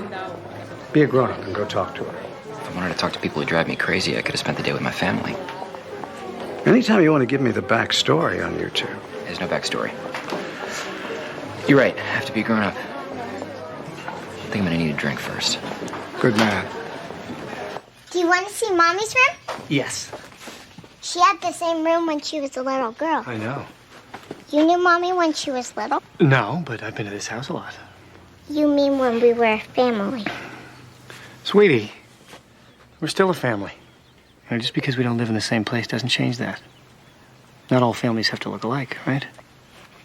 Do you miss Mommy? Yeah, I do. Mommy doesn't have a boyfriend.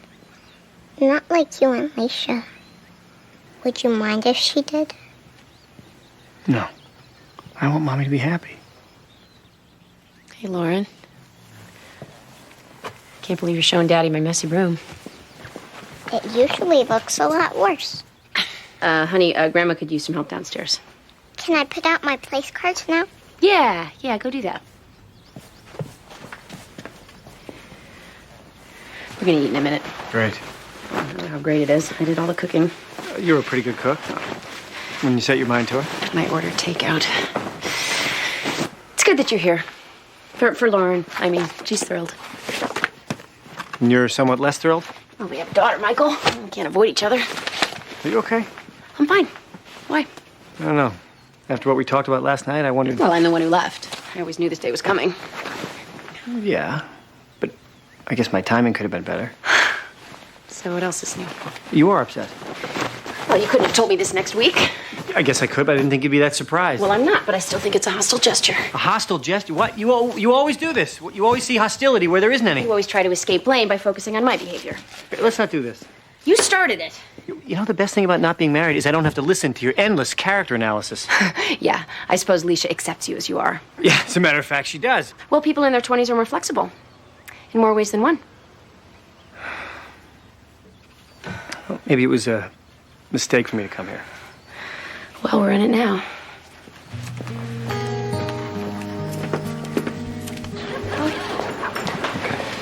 Happy Thanksgiving? Well, likewise. So is this you making peace with the Pilgrims? I forgot to bring a dead fish. Vincent Gray, Justin Hopkins. Justin has a novel coming out in the spring, and Vincent, very promising short story writer. I know that sounds like an oxymoron, but it isn't. It's nice to meet you. Congratulations. Thanks. You too. Oh, look at that, a martini deficiency. I'll be back.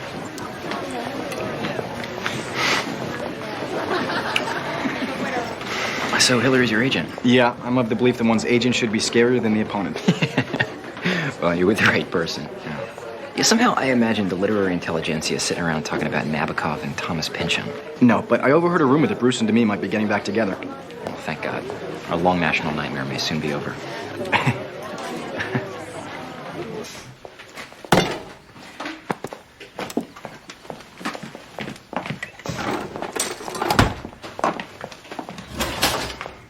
Everything okay? Fine. Tell Peter to come carve the turkey. Did you and Michael fight? No, we did not fight. We don't have to fight anymore. That's the beauty part. Because you seem very tense. I'm not tense. He wants a divorce. Yes? No, I mean he wants a divorce. He wants to hire lawyers and do the whole bit. I guess I'm not seeing the problem. Last night when he wanted to talk to me, first he complimented me, told me how beautiful I looked. We reminisced about old times, and then he announced that he thought that we should make this official. Were you hoping to reconcile? No, of course not.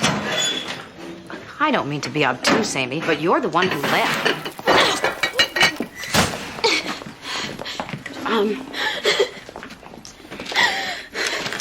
Yes, I am the one who left, and I am the one who wanted to ask for the divorce.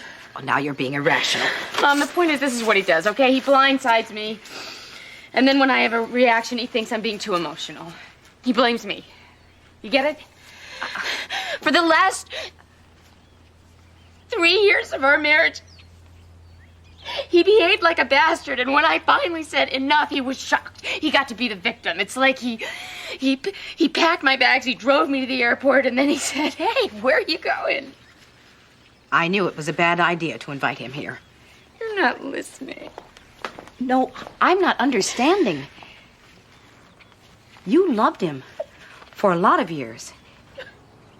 You can't just expect that to go away overnight. You thought you were ready to handle this situation, but it's still too new. Oh, it doesn't help to see you mooning all over him. You tell me how you want me to treat him, and I'll do it.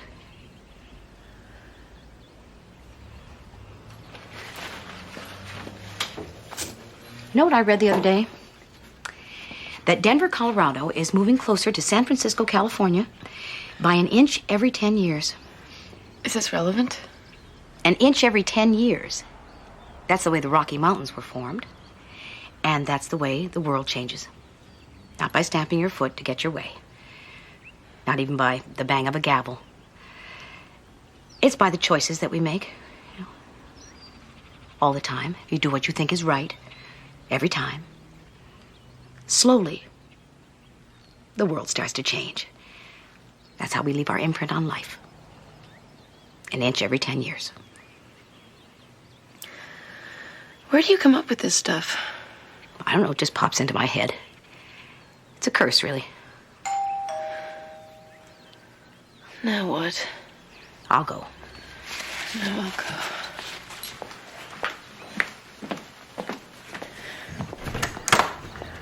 Bruce.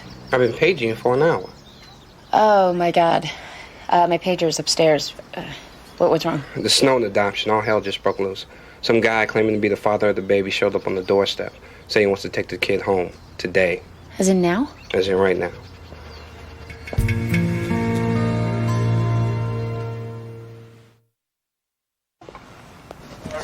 Judge Gray, get this man off my property. He's trespassing. Yeah, but you're kidnappers and you stole my kid. That's crazy. She's our baby. I want a restraining order against this man. All right, Mr. Snowden. Just take it easy. What's going on? We're just sitting down to eat dinner, and this lunatic starts banging on our door. I open the door, he's screaming that Gina's his baby, and he's not leaving without her. Yeah, well, she is my baby. Do you have any proof of paternity? Yeah, I'm telling you, I'm her father. And no one ever talked to me about any adoption, sir. Okay, yeah. Come on. All right, okay, let's get off the front lawn. Let's stop the sideshow. Mr. and Mrs. Snowden, can we go inside? Mom. Mr. Hardy, let's assume everything you're saying is true. I need some proof of paternity, like a blood test. Then I'll hear arguments in court. This is not going to be settled today. This man is trespassing. He's trying to steal my daughter. She's my daughter. On the birth certificate, Gina's mother stated that the biological father was unknown. That's right. No, that's a load of crap. I left the state after Marcia and I separated. I never knew about any kid. Then I come back, Marcia said she just gave the kid away. I don't have any rights as a father? Yeah, of course you do, but those rights need to be examined in court. And regardless of your claims, you can't just show up at somebody's house and take their child away from them. I can't believe this is happening. Well, believe it, pal. Mr. Hardy, do everybody a favor and go home. This is supposed to be a holiday. We'll have an emergency custody hearing in the morning. No, I'm not leaving here without her. Yeah, I'm afraid you are. Because if you don't, I'll have you arrested for disorderly conduct or attempted kidnapping or worse. Please escort Mr. Hardy from the property. Wait a second. What if I can get my wife over here right now? Would you listen then? Ms. McCabe has agreed to terminate her parental rights. That was before I came back. Are you saying she's changed her mind about terminating her parental rights? Yeah, that's what I'm saying. Oh, my God. Then why isn't she here? Because she was freaked out, and I said that I would take care of it. Did I make a phone call? She'll be here in a second. You can't let him do this. The adoption was almost final. You said so. But it wasn't final. Unfortunately, we have to see this through. Mr. Hardy, I'll see you tomorrow morning at Hartford Superior Court. Okay, I'll be there. She's our baby. He may be the biological father. Legally, he has a right to be heard. But we are the ones who have taken care of her whole life. We are the only parents she's ever known. I'll see you tomorrow. Please, Judge Gray, tell me this can't happen. Tell me he can't take our child. Unfortunately, that's the one thing I can't tell you.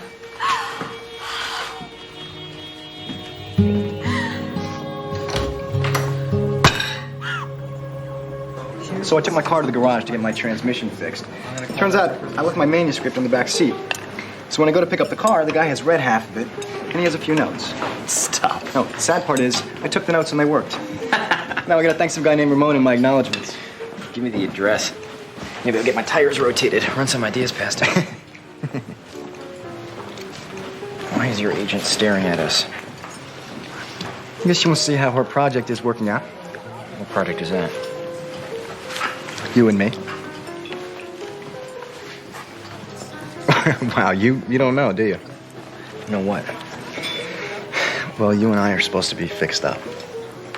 We are. It's Hillary's idea. She's on a mission to find someone for me. She's a full-service agent. And I can see that you're ecstatic. No, Justin, you seem like a great guy. The only problem is I'm not gay. You're not? I gotta say, I was getting this stray vibe from you. I was trying to ignore it. Are you sure you're not in denial? Yeah, I'm sure. Well, I guess that's what we call an insurmountable problem.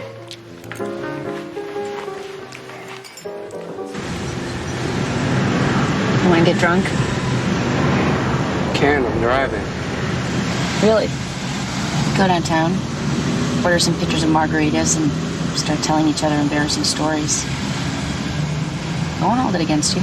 Getting drunk is dangerous. It'll make me wonder why I'm all alone on Thanksgiving. Yeah, where are you? Her mother wants her on this holiday. I get Christmas. Seems like a fair trade. Bruce, that was not my finest hour. Those poor people. I've been doing this for a while now. See a lot of sadness in this court. Hold on to the happy moments. It's all you got to see you through. What's it about holidays that makes us expect perfection from people who can't be perfect? You talking about your family?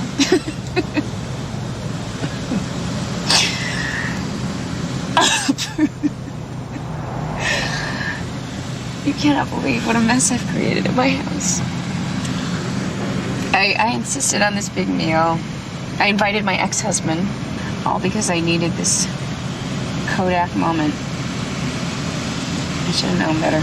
It's a powerful image. We all grew up wanting it. How come we didn't grow up getting it? I don't know. So what are you gonna do today? Go home to your empty house, eat a TV dinner, and watch television? I was going to read and meditate. Wow. Don't do that. Come to my house.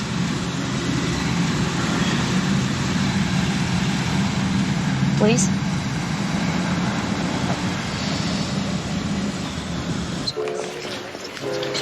Leaving. You're going to miss dessert? I lost my appetite. Oh, what is it now, Vincent? I have to get going. You didn't like Justin? Just because I don't want to sleep with you, I'm gay? I really don't know the first thing about your sexuality. Look, I don't really care what you say about me, but Justin is an actual person with feelings. You set him up and you humiliated him. You kids getting along? We're fine. We're not fine. He doesn't like Justin. Justin's fine. Vincent, these days being gay is not a detriment in the literary world. I have to get going. Vincent, what's the problem? You want to know the backstory on us? The backstory is that she's a bankrupt person. She wants what she wants, and she'll take anybody down to get it.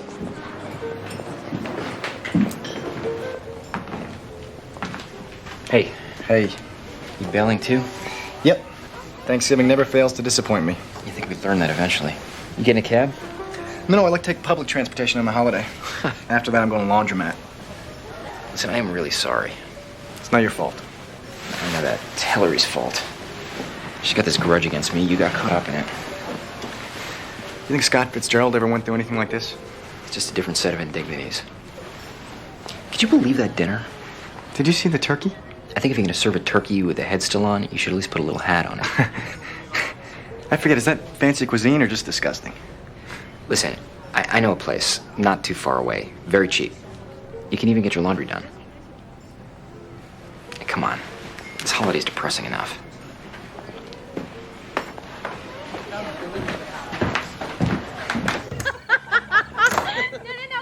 I'm serious. Okay, I'm gonna tell it. So I'm sitting there in the doctor's office. Wait a minute, let me tell you this.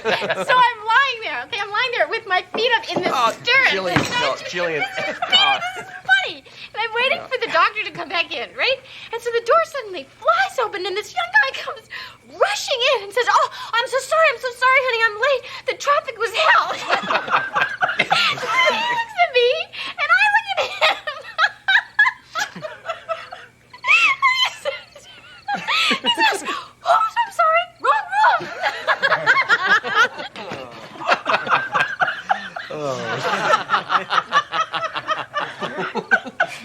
Amy, what kept you? Well, things got complicated. This is my court services officer, Bruce. Well, hello, Bruce. Happy Thanksgiving. Bruce, this is my son, Peter. And this is my daughter-in-law, Jillian. And this is my soon-to-be ex-son-in-law, Michael, and his daughter, Lauren. who's also my Amy's daughter. Amy made this delicious dinner. And this is a very nice gay man named Justin, whom we just met. Hello. And this is my son, Vincent, who's not gay. He's a writer. Well, that's great, Mom. It's all very clear now. Now, sit down, you two, and eat. We've been drinking. Oh, really? Is there any wine left? Absolutely.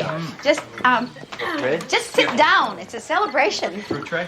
Let's eat. No. Or something. I'd love to. Yeah. You want the fruit tray?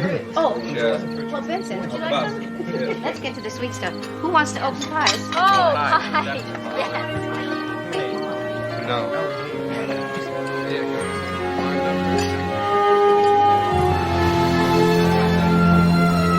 No, I would not like it. Right at the wine cup. We have an extra wine cup.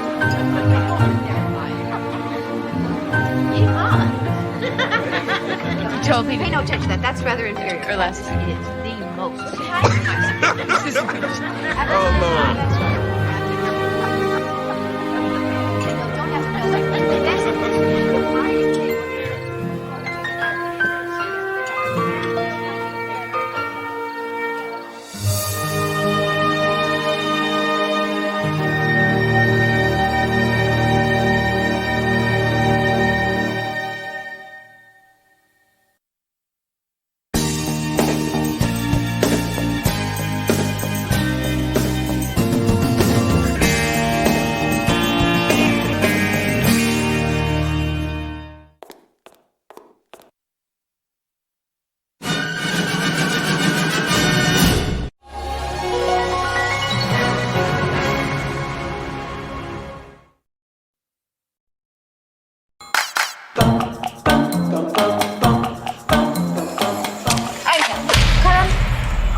আচ্ছা আপনি ওই দিন আপনার আম্মার সামনে আমার লগে এরকম ব্যবহার করছেন কেন?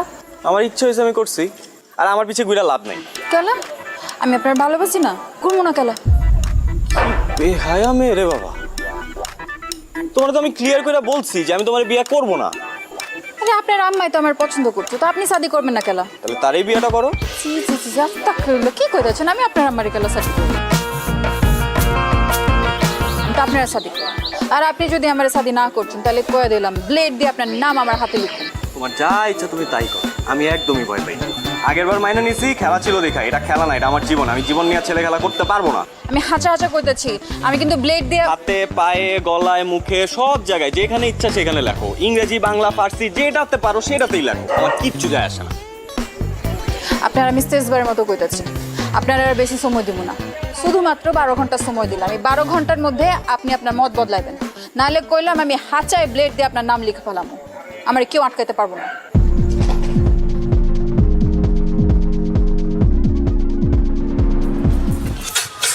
আরামসে তুমি সিগারেট টানো, বুঝো না, শান্তিতে। আর ওদিক দিয়ে কাম সারছে। আরে শুনোস না, ওই মেয়ে তো ডেঞ্জারাস একটা ঘটনা ঘটায় ফেলছে।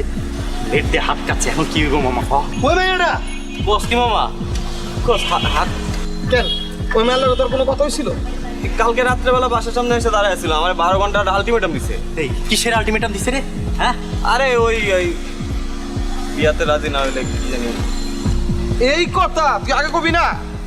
আরে আমি কি বুঝছি নাকি? আরে না বাবার কি আছে, বুঝোস না, মেয়েটা তো ডেঞ্জারাস। এখন যদি কিছু হয়ে যায় মামা, আমাকে তো পুলিশে ধরে নিয়ে যায়। আমি কি করছি? ও আমি কি করছি কিছু জানো না? না ওই বেটা আইনার মারফত জানো, জীবনে তো থানায় তুই যাস্তে জানবি কেন? থানা আমি গেছি জানি। ফোন যে কোনো হলে আত্মহত্যা প্ররোচনকারী যেই হোক না কেন, তার নাম যদি একবার থানায় গিয়ে কয় মামা, তাহলে তোর খবর আছে। এখন তুই কি করবি তুই চিন্তা করে দেখ। কি করছে সব? এই লাইলি বাইচা আছে তো? হ্যাঁ শুনলাম, ও তো বাইচা আছে। কোন হসপিটাল আছে? আমি যাই একটু দেখা করে আসি। হসপিটালে যাই দেখা করে, হসপিটাল থাকলে এতক্ষণ তুমি চৈত শিকার ভিত্তি থাকলা, বুঝো নাই? আর তুমি যাই হয়তো বাসায় আছে। এই তুই কি ওর বাসায় যাবি? তুই যাবি মামা?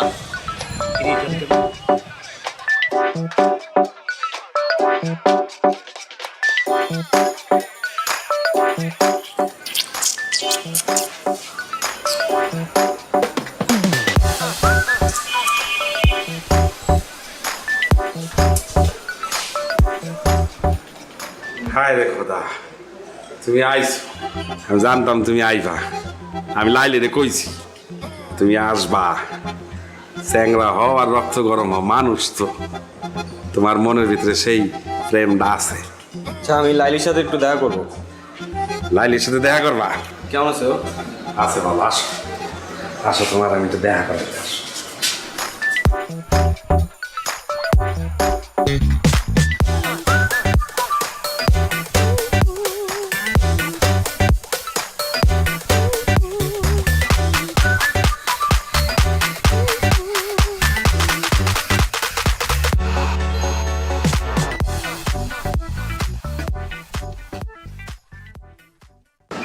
এইসব কি?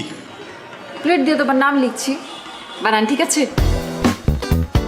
একদম ঠিক আছে। কিন্তু কি বলো বাইক না, ভালো হয়েছে না? আমি কিন্তু লাইলিতে কইছিলাম যে লাইলি একটা ছবি তুইলা ওরা পাঠাই দে। ওই কইছে যে না, কিছু জিনিস আছে এগুলো ছবি তুলে পাঠালে সঠিকভাবে দেখা যায় না, সামনাসামনি দেখতে হয়। এর লেগে তো এতক্ষণ ধরে তোমার জন্য অপেক্ষা করতেছি। এইসব পাগলামির কোনো মানে আছে? আছে না, তোমার আমি শাদি করব, তুমি আমার শাদি করবা, করবা না? এই তুমি কি আমার বলদ পাইছো? বলদ এই পাশে দাঁড়ানো লোকটার মতো। নিলে তুমি আমার মামার নিয়ে কি করতেছো? আমি বলবো তুমি শুনবা।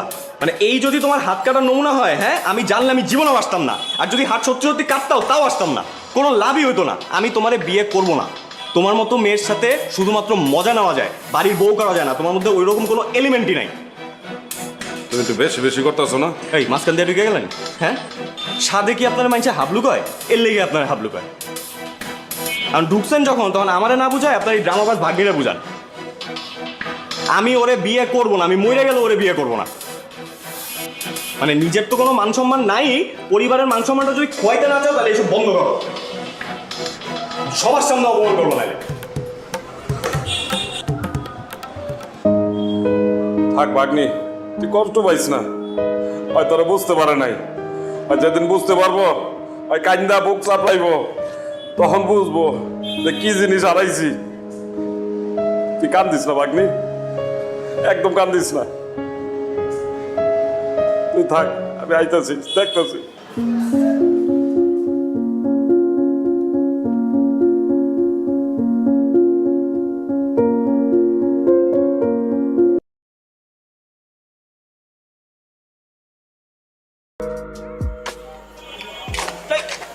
ও তুমি ডরাইছেন? ডরাবো কেন? মাগের এরকম আটকা মায়া মনের সামনে চলে আসলে তো একটু চিন্তা লাগেই। আর কালকে আবার তোমার মামার সাথে চ্যালেঞ্জ, বইলা আইসো শেষবার মতো চুল দাঁড়িয়ে আশ্রয় আসতে। শুনেন, কালকের খেলায় আপনি হারবেন। বাবা কনফিডেন্স দেখছো মেয়ে। যদি না হারছেন তাহলে কিন্তু বললাম এটা দিয়ে আমি আমার হাতে আপনার নাম লিখুন। মানে তো তখনই বুঝবেন যখন এটা দায় আপনার উপর পড়ব। সরেন। আরে ভাই নাম লিখবা মানে? কি মুসিবতে বললাম, জিততে না পারে এখন 2 নাম্বারই।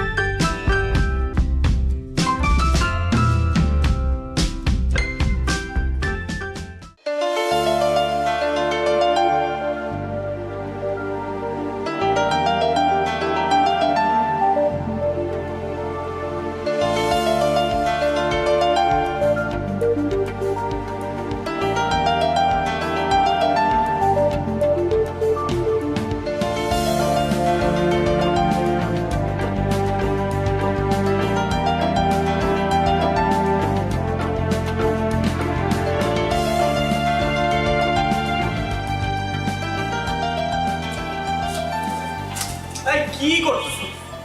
এটা কি করলি তুই মামা বলতো? শেষ পর্যন্ত ওই হাবলু মামার কাছে। সরি বলছি তো, মিস্টেক হয়েছে।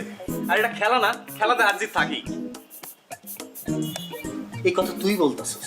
3 বারের চ্যাম্পিয়ন নিলয় বলতেছে এই কথা, শেষ পর্যন্ত খেলায় হার জিত থাকেই। হ্যাঁ বলতেছি, এবার হয় না আগামী বার হইব। আর শোন, আমাদের না বয়স বেশি হয়ে গেছে, ঠিক আছে? এখন এটা জুনিয়রদের করা কাম, আমরা অনেক সিনিয়র হয়ে গেছি। এই দাঁড়া জুনিয়র, হ্যাঁ? কোন অ্যাঙ্গেল ওই হাবলু মামার তো জুনিয়র মনে হলো কত দেখি? এই কথা শোনার পরে ওই হাবলু মামা সানফ্লাওয়ার তেল মাইরা ঠিক ঠিক করে হাসবো। তুই এমন একটা কাজ করছিস মামা, এলাকায় মুখ দেখানোর মতো অবস্থা থাকলো না। টাকা দিতেছি, একটা কাজ কর, বোরকা কিনা পিন্দা ঘুরতে থাক, ঠিক আছে? এলাকায় মুখ দায়িত্ব না। দাঁড়া, আমার মনে হইতেছে কেউ তোরে তাবিজ করছে। তুই কখনো তো এই কথা বলার ছেলে না, কি হয়েছে কত? কোনো তাবিজ টাবিজ কিছু না। আর শোন, আনোয়ারের রহিম বাবুর ছেড়ে আনতে পাঠাইছিলাম, কই হয়? ভাই আসসালামু আলাইকুম ভাই। ওয়ালাইকুম আসসালাম। আনোয়ার কই? ভাই পাঠায় কই জানি গেল গা ভাই? কামটা কি হলো ভাই? কালে গেমটা এটা গেলেন? আবার হইছে, কাজের কথা আসি। লাইলির পার্টিতে কাচ্চি করে দিব। না ভাই পারুম না, মাফ করে দেন ভাই। আপনার লেগে আমার জানা দিই, রুমের লেগে আমি ভাই কাচ্চি বাচ্চি রাখতে পারবো না ভাই। কি কর? রহিম ভাই মাথা ঠান্ডা, মাথা ঠান্ডা। তোমাদের ছাড়া হইব না তো বিষয়টা। এমন কাচ্চি খাওয়াই ফিরব, মনে করো 7 দিন যাতে কেউ বাথরুম থেকে বাইর না হইতে পারে। বুঝছো না বিষয়টা? পারো না? যাও এবার রেডি করে গিয়া যাও তাড়াতাড়ি।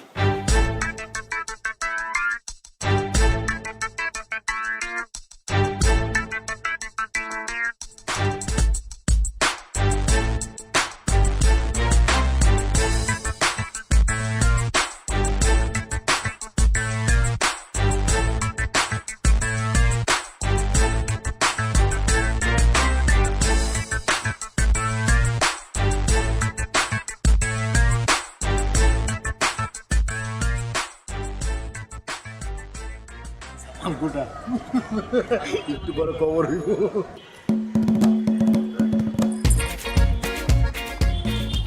তোমরা আমগুলোকে বইতা। আরে আমরা তো খাবোই, আগে আপ্যায়নটা করে নেই। পুরান ঢাকার ট্রেডিশন তো আপ্যায়ন করা, কি মামা? এই তো দুষ্ট লাইনে আইছো, এরকম লাইনে থাকলে তো কোনো সমস্যা হইতো না। খুব তো কইছিল খেলার কথা, এখন বুঝছো খেলা কি? এখন একদম ক্লিয়ার মামা। আপনার একটু কাছে দিই। আলু দেই, আলু আলু। না না না, গোস্ত দাও, গোস্ত দাও। এই যে গোস্ত দেই। অনেক মজা হয়েছে। এই লাইলি দাও, লাইলি দাও। আলু ল ল ল ল লাইলি ল। তুমি লইবানি? খাইতাম, মজুর তো। তুমি একটু খাও। সবাই মিলে আমগুলোকে খাইতাম। আরে খাবো তো, খাবার তো আছে। লোকে খাও। আরে মামা খান তো। আজকে কিছু লাগলে বললেন কিন্তু। মজা হয়েছে। আসলে না, তুই না, গোস্ত না।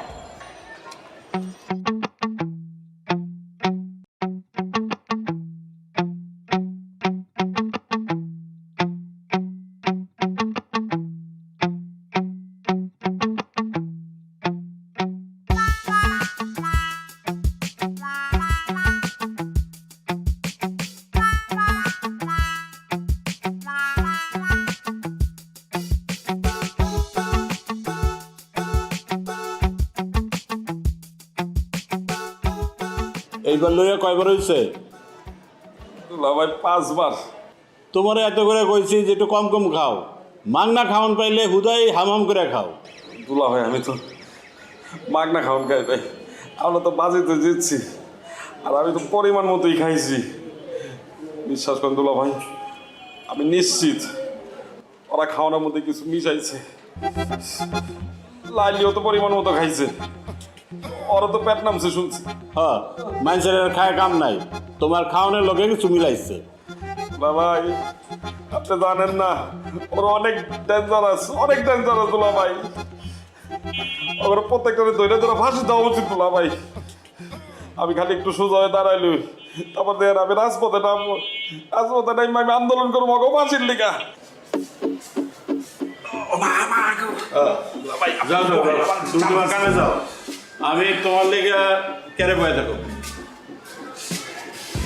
আপনি একটু বহান ভাই।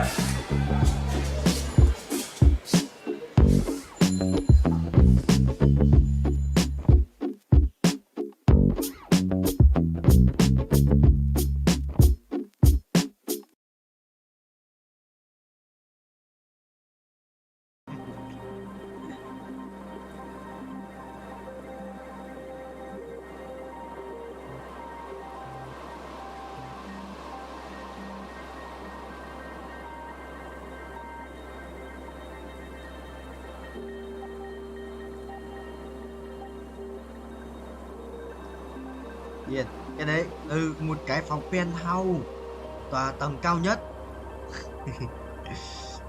Penthouse như cái đá này.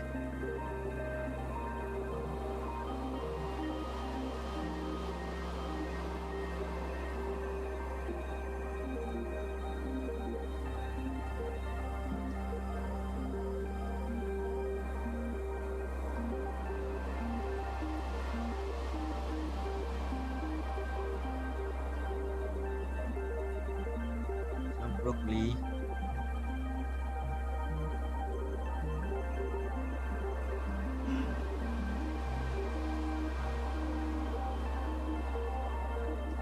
Ui, thế mày không gọi tao? Ông marketing à, không marketing. Chuẩn không? Chuẩn không? Mày bác chuẩn không? Gì broccoli, sắp xương rồi. Là có mỗi cọc thần tài nữa xong hết, phải thần tài.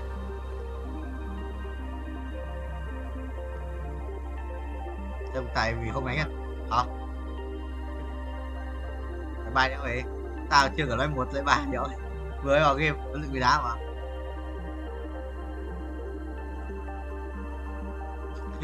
Hiểu các đồng.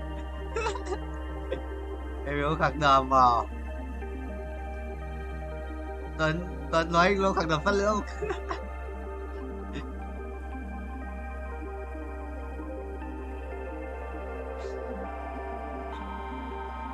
Cả ngày bãi đờ còn vào ra vào câu chuyện của anh Tuấn. Bài cầu không thấy à? Gì mồm có gì trắng trắng là bạch hầu đấy.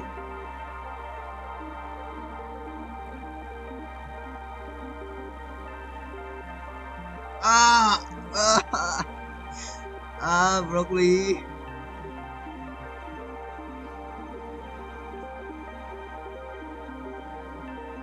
Nó quá thiên thần tài không? Đúng có ấn thần tài. Cái đấy lên vàng không phải thần tài. Đấy luôn. 5 cái quan 5 tiền à? Vừa không check được Trần Cao Cường từ đâu. Vừa check được. Vừa lấy lúc Trần nói check cái đéo được. Đấy từ đầu tao không check. Bây giờ vừa Trần nói đéo check được. Carry.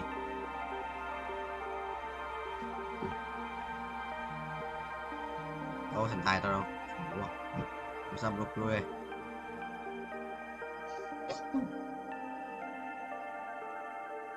Vai thuật vui. Ui, bị đá nó xịn anh tức dương ơi. Tên giả lắm Vương Quý Nhân. Mất tiêu, chuồn bố à? Quý nếu chịu được thì vốt à? Đây một vốt tiếp đi. Chuồn mà. Chuồn bố à? Quý này chịu rồi.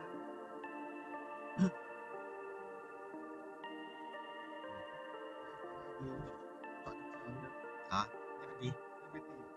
đi tập gym sao?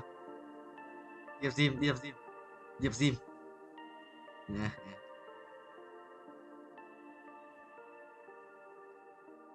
Có tập tay sau không sao? Tập sau không đau đâu. Lúc ấy vào mà nhưng mà không đau. Ôi trời ơi, chọn nhầm rồi. Ai?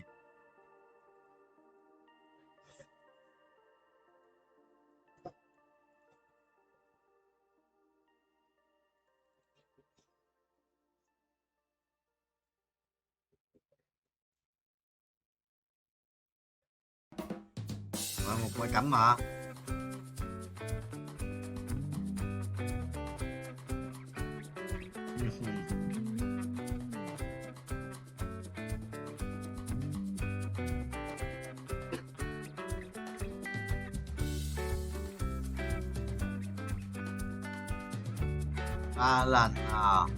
Ba lần à đúng không? 30 giây.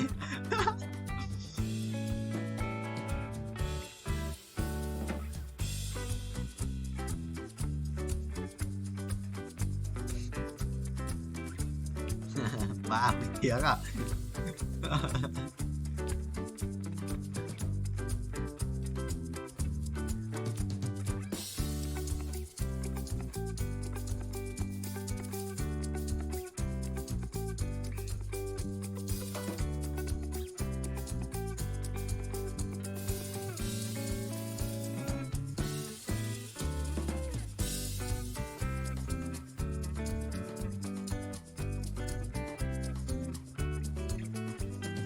để chơi nữa bài cứ chơi nếu mà có một con thần tài nào chứ chôn búa à.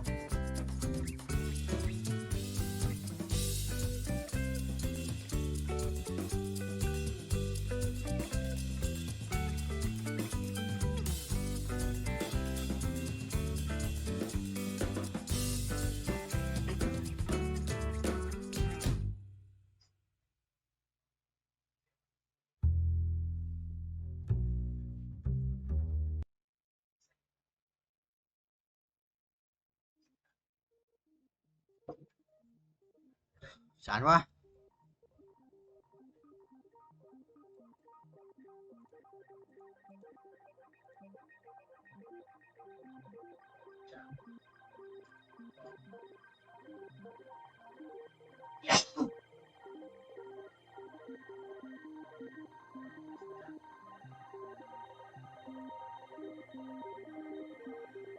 Quỷ nhỉ.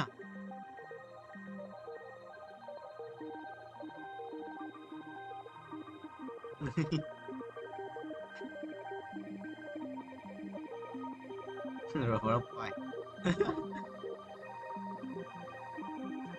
À à à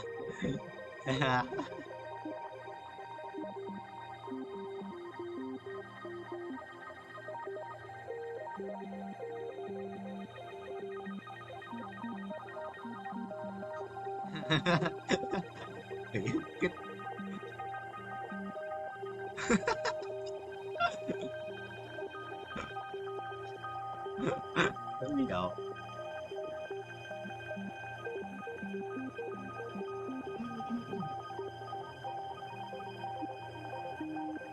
Có gì mới đâu. Có giáo chơi ngoài.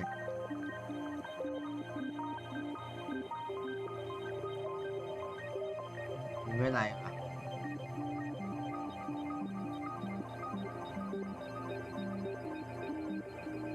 Sáng không, sáng nay đây, sáng nay tao vào lúc mà chưa ai vào Discord ấy. Thì Jenny Nguyễn ngồi một mình trong Discord. Gì? Ngồi mình trong Discord mà. Nó quỷ mà. Cái lúc đấy có khi chưa ngủ ấy. Anh nói thật, cái lúc đấy, cái lúc anh vào lúc sáng ấy có khi chưa ngủ.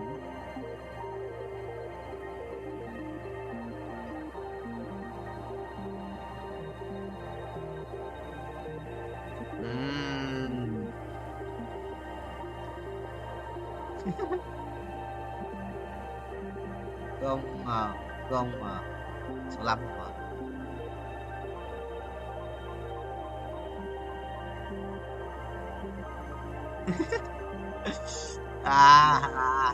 Mày đi.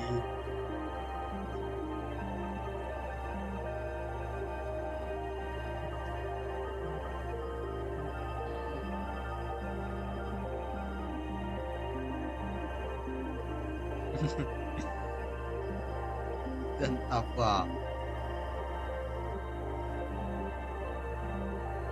Udah belok kan?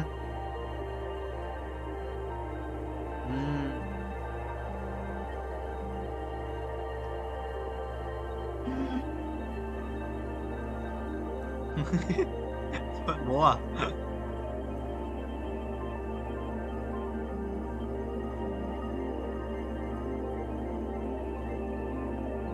Chúng ta phải phóng ngoài cái chỗ mà có phải cái chỗ mà ga tàu kiểu chỗ ngay ga tàu và trung tâm thằng bạn anh ở đấy mà, thằng anh ở đấy, nhà nó ở ngay đối nhà không thằng Hải không, nhà nó ở ngay ga tàu luôn, nó vừa bước xuống ga phát là nhà Đỗ Ngọc Anh thằng áo thằng Doanh khác, thằng Doanh ở Hưng Yên mà, đấy ở Hưng Yên mà broccoli.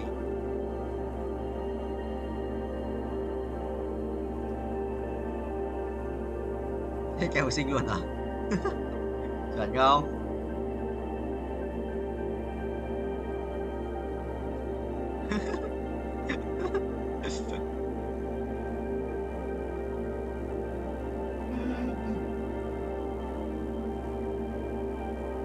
Ôi ôi đây.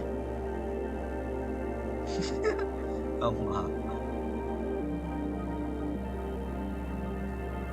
Hôm qua hôm qua Kali cầu thủ 20 sao.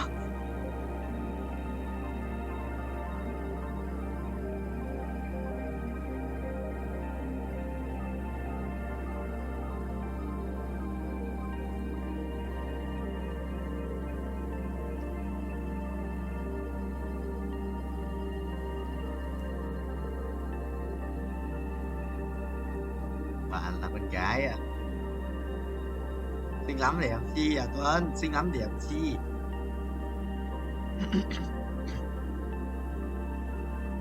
Này ông. Mày có thế gì tao biết từ à?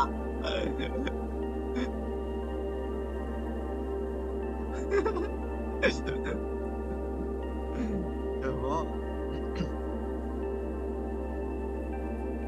Hiểu trò thôi à? Ơi, không muốn nhắc lại à? Không muốn nhắc lại à? Em biết tí. Gớm.